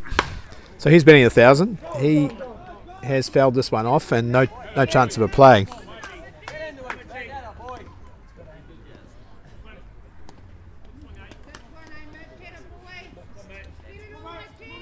Finney's more than capable. Do recall him getting a automatic home run off the pitching of Daniel Chapman from Ramblers at a national tournament, I think in the final actually. So he is capable of rising to the occasion in the pressure situation. Backs off the inside pitch.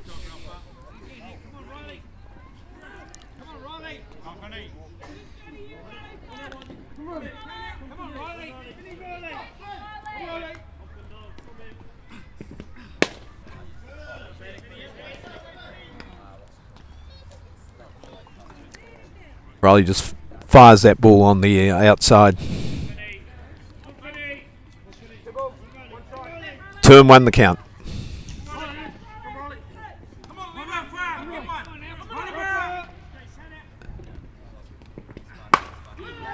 And Finney gets his second hit of the game. He advances Bartarillo to second and brings up Josh Lubajewski. So 1 down, runners on 1 and 2. So the tying run at the plate now. So the tying run at first base. The potential go-ahead run at the plate. And the DR, Josh Glading, comes in. So Papanui again waiting until Bartarillo reaches second base to replace him.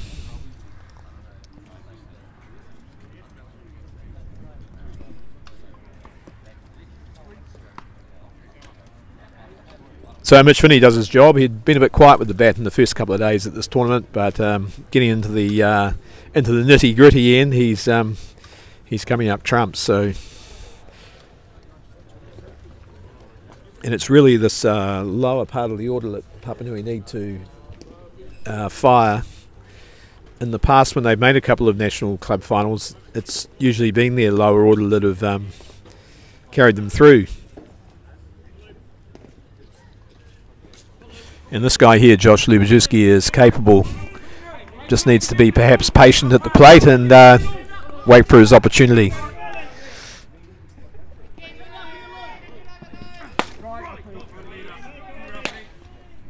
And strike 1. So Markey are coming back well.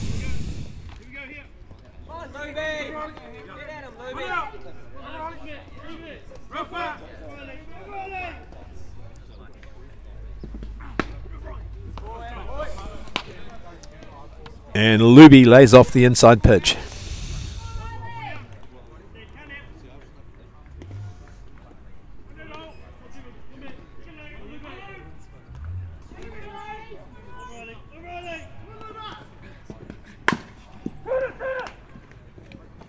Ray Markey takes the middle runner.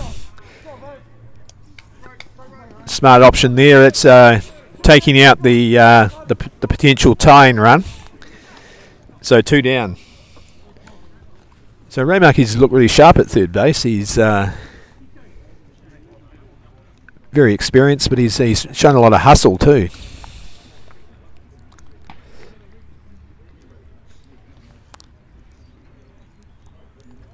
So Papanui drawing now. And now they're bringing in another pinch hitter. It's another player carrying a bit of a knock. Adam Woon, but certainly a good batter. He's a pitcher primarily from Hawke's Bay.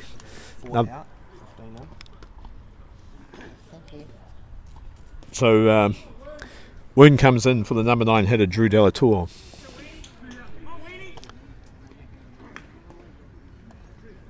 So Woon's been in Black Sox training squads as a pitcher, but he's a handy hitter, and based in the Hawke's Bay, along with Jovan Hanley, the PK first baseman.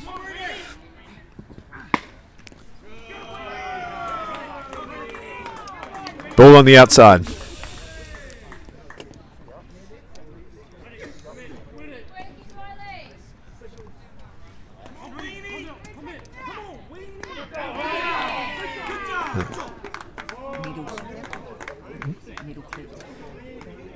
And it appears that the pinch hitter, Adam Woon, has been given out for wearing metal cleats on a diamond where they're actually banned, the turf diamond. So, very technical call, but it is within the rules, and the decision has been explained to Papanui. Don't look too impressed because they did have a potential run at third base.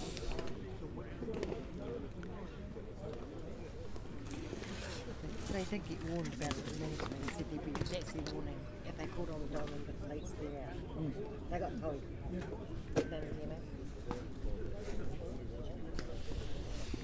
don't know what I scored. Yeah. Last position here without a going wide toe. What was it? Because he was wearing little plates. But everyone got told as a manager's number. They got bought I back suppose he's thinking because he's a pitcher. So we're, we understand that the decision there to by plate umpire Matthew Ogier to give Adam Woon out was because he was wearing metal cleats, and at the managers' meeting, teams were warned that any player appearing on the diamond in metal cleats would be given out. So, consistent with that ruling, that's Sharon, our official scorer, is looking for some sort of symbol to signify that. It's it's not in the scorer's playbook, but it is legal. The umpires can do it. So.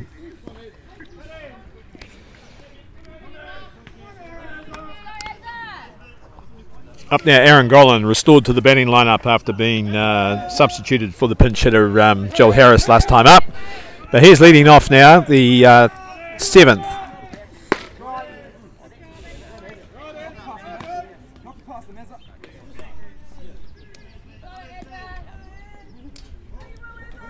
So the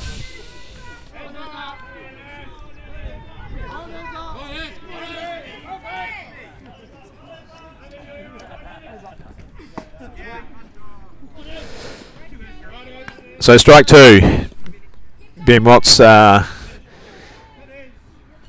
as hard as he did in the first inning, and he's looking to finish the game with a shutout here to give his side a chance to come back with the stick.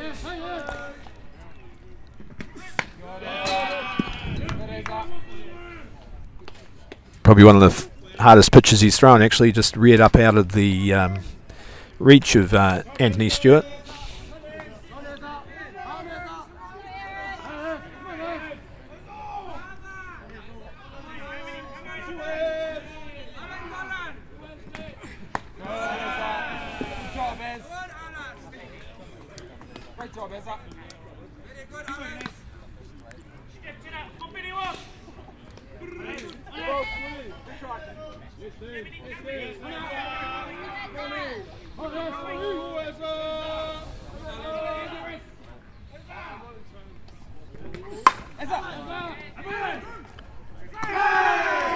And a great piece of play there by Drew Delator. A good softball all around, actually. Aaron Gollan was really racing down that first baseline after just stroking the ball out to second base, but Drew Delator equal to the occasion. So tidy play again by Delator at second, who's had a good game there.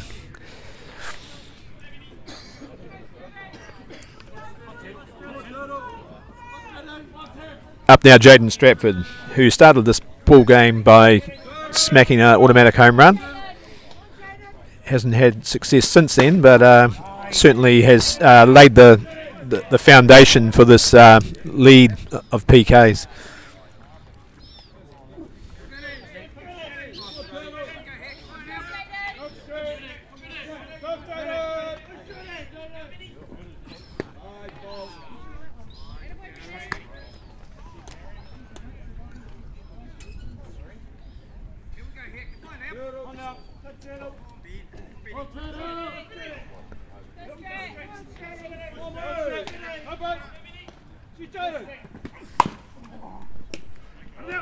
And Stratford grounds out to Zach Boyd at third base. 2 down. Up now Riley Mark here to follow Jerome Romaki. Both of them with home runs to their name in this game. So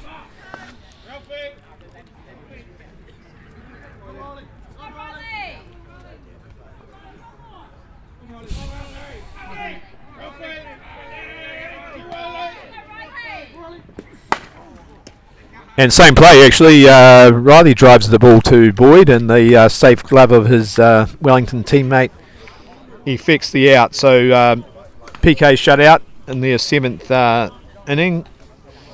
They still lead 3-1, and Papanui now really at clutch time, going in with their lead-off man Cullen Bishop up. So you couldn't ask for a better situation at the top of the order. But unfortunately for Coach McElroy, he's extinguished a couple of his pinch hitting options because Adam Woon was given out for that technicality, really.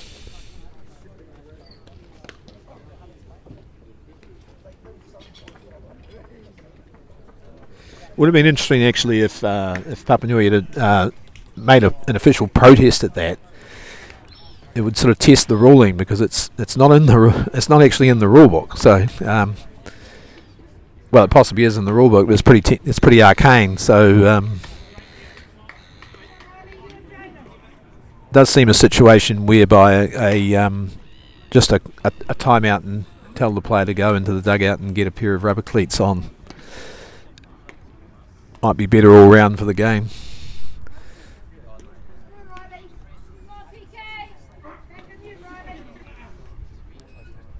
But rules are the rules, and it was spelled out to the teams at the managers' meeting, so it hasn't come out of the blue by any means. So Riley Mark here looking to complete a win as a pitcher, so he's gone the full game.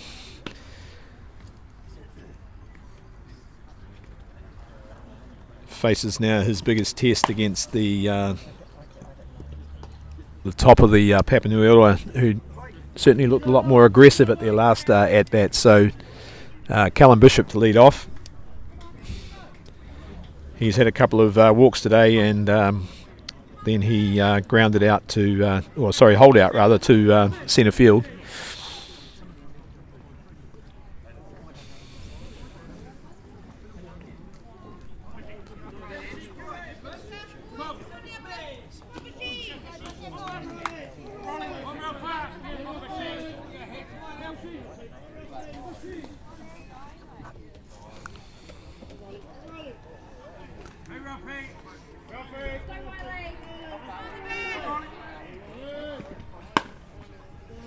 So ball on the outside to Bishop. So Callum Bishop, another player that's been with Papanui since day one. He graduate of the T-ball ranks, right through the grades. Could hardly have gone in any other club. His father played for the Papanui Tigers for probably 15 years in premiers. His uncle Tony Bishop was also a top premier player, Canterbury representative. And Callum watched here by his dad Gary in the stands.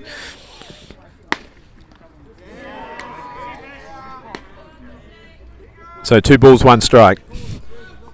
Also watching over there for Papanui is one of their great players of the 60s and 70s, Murray Reid, who was a pitcher back in those days. He's down at the ballpark watching this tournament, so good to see him here.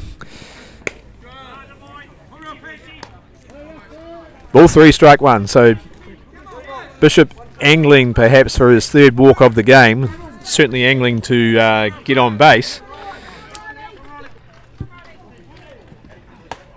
And he's picked it. He's picked the walk. So he gives Papanui the lead-off runner that they absolutely crave, judging by the noise now coming from the dugout, which has been pretty quiet earlier in the game, but it's firing up now. So Zach Boyd, the guy who sparked it up, who got the only run for Papanui so far, after singling to right field and then scooting around to third.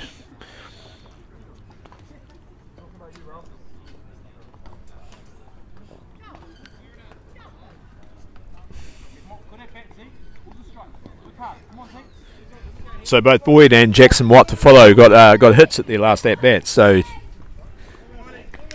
and really the Tigers need more of the same now to have a hope of coming back to win this game. Bottom of the 7th. And a strike called on the inside as Zach Boyd reared away.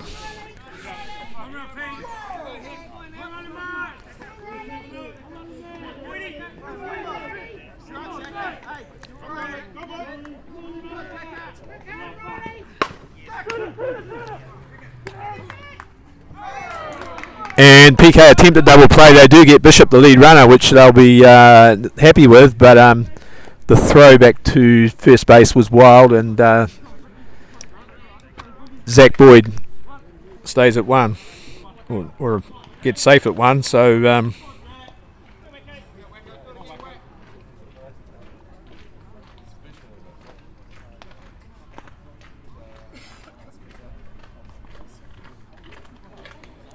so Jackson Watt, he got a good hit to right field at his last at bat, and PK will be conferring about how to pitch to him. I wouldn't imagine they'll intentionally walk him, because that would be putting the tying run on base, and it's usually a bit of a no-no. And besides, there's Marshall Cronk and Tyron Butterillo to follow, so there's no real option there.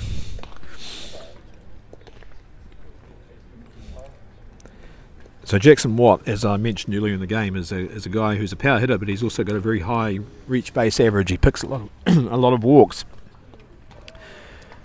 Probably the first player to since Mark Sorensen to have both those sort of weapons in his arsenal. Mark Sorensen was a power hitter, probably the best around, and but also was pretty disciplined at the plate, picked a lot of walks, got on base a lot, and Jackson Watt does the same. But in this occasion, really, they probably need a good hit, a good extra base hit out of Jackson Watt.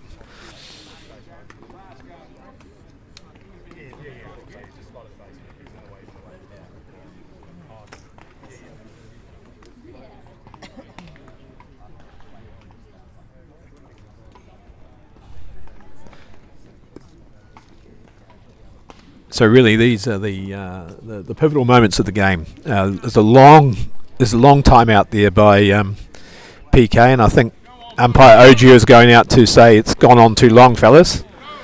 And Thomas Markey, talking to the base umpire, Mr. Horsham.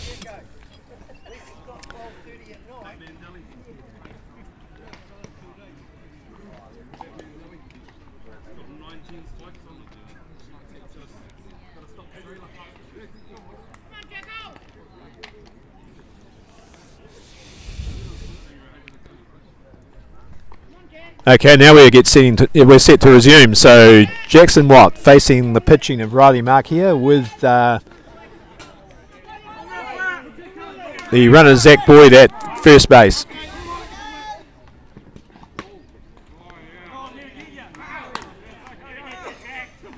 And Watt shapes to bunt, which is most unlikely, but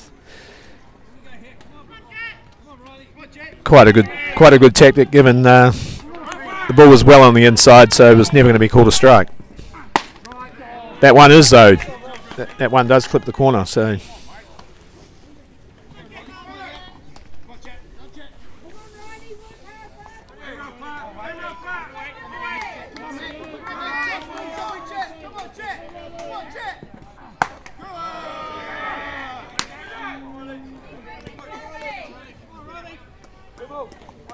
Two balls, one strike now on Watt, with Cronk to follow. Boyd at first base.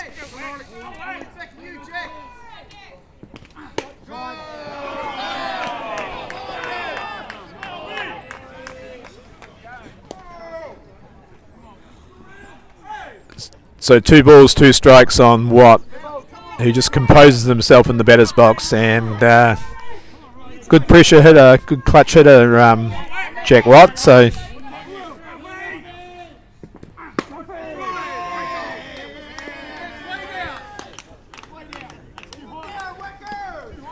Ball 3, strike 2.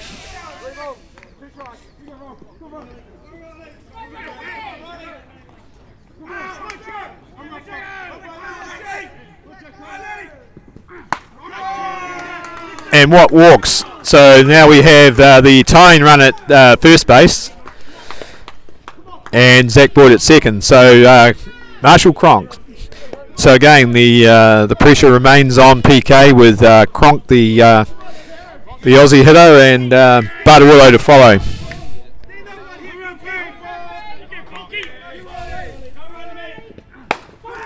And Cronk slams his first hit of the game. He advances Boyd to third and Watt to second.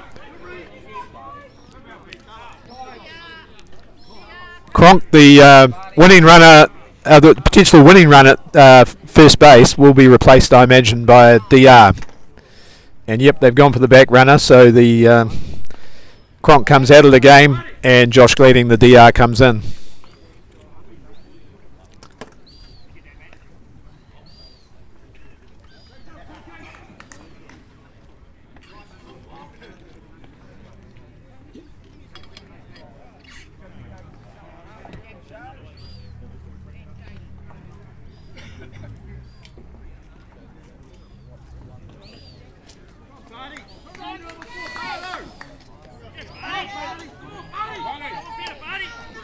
So the veteran hitter, Tyron Bartarillo, up to bat. He's seen these situations before, and he certainly won't give up his at-bat easily. One down.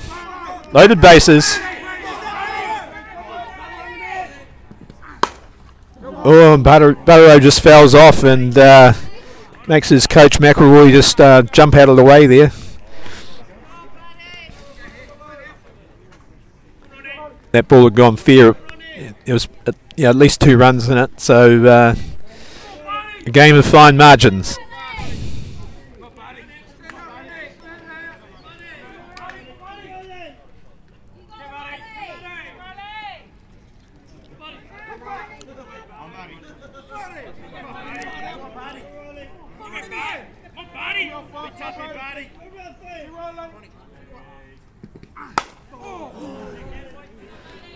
And fouled off. So Bartarillo stays alive, but he's behind 0-2 in the count. I guess in this situation there's probably no question that Tyron Bartarillo's gone up there looking for a walk. He's looking for a hit to drive in 2 runs, tie the ball game up, and put the potential 4th run in scoring position. So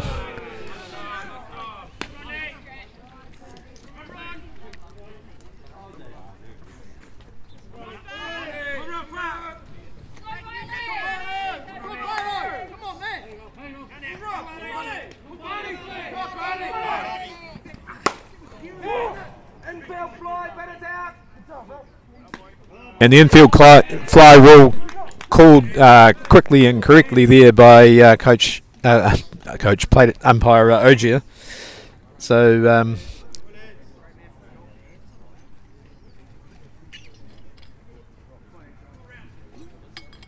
so 2 down now. PK didn't need to effect that out, but they because they got it anyway. But the ball was taken. So Anthony Stewart back in the batting lineup after being subbed out his last at bat. An experienced man at the plate, and 2 down. Bottom of the 7th, and the tying run at second base. The go-ahead run, the winning run potentially at first base.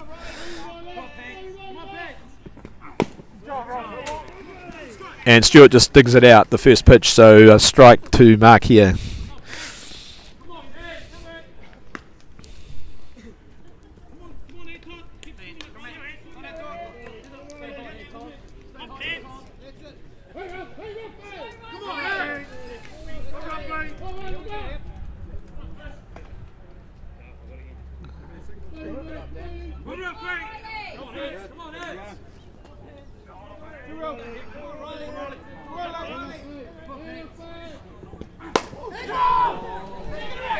And Anton Stewart has actually driven up this ball game.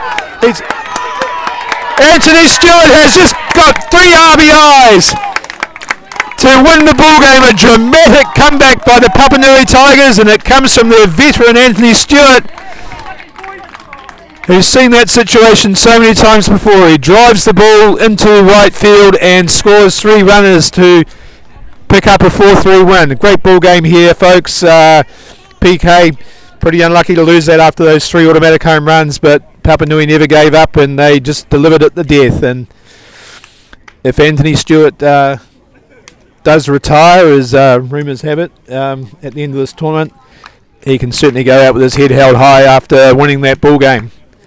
back from the brink, and excellent display of softball by both teams. Big shout out to the two pitchers, Riley Markia and Ben Watts. Riley pretty much in control until that last inning when Papanui got onto him, and Ben Watts did well to bounce back from those 3 dingers. So good game of ball, and we'll just have a brief break now before the next game between the PCU Devils and Waitakere Bears.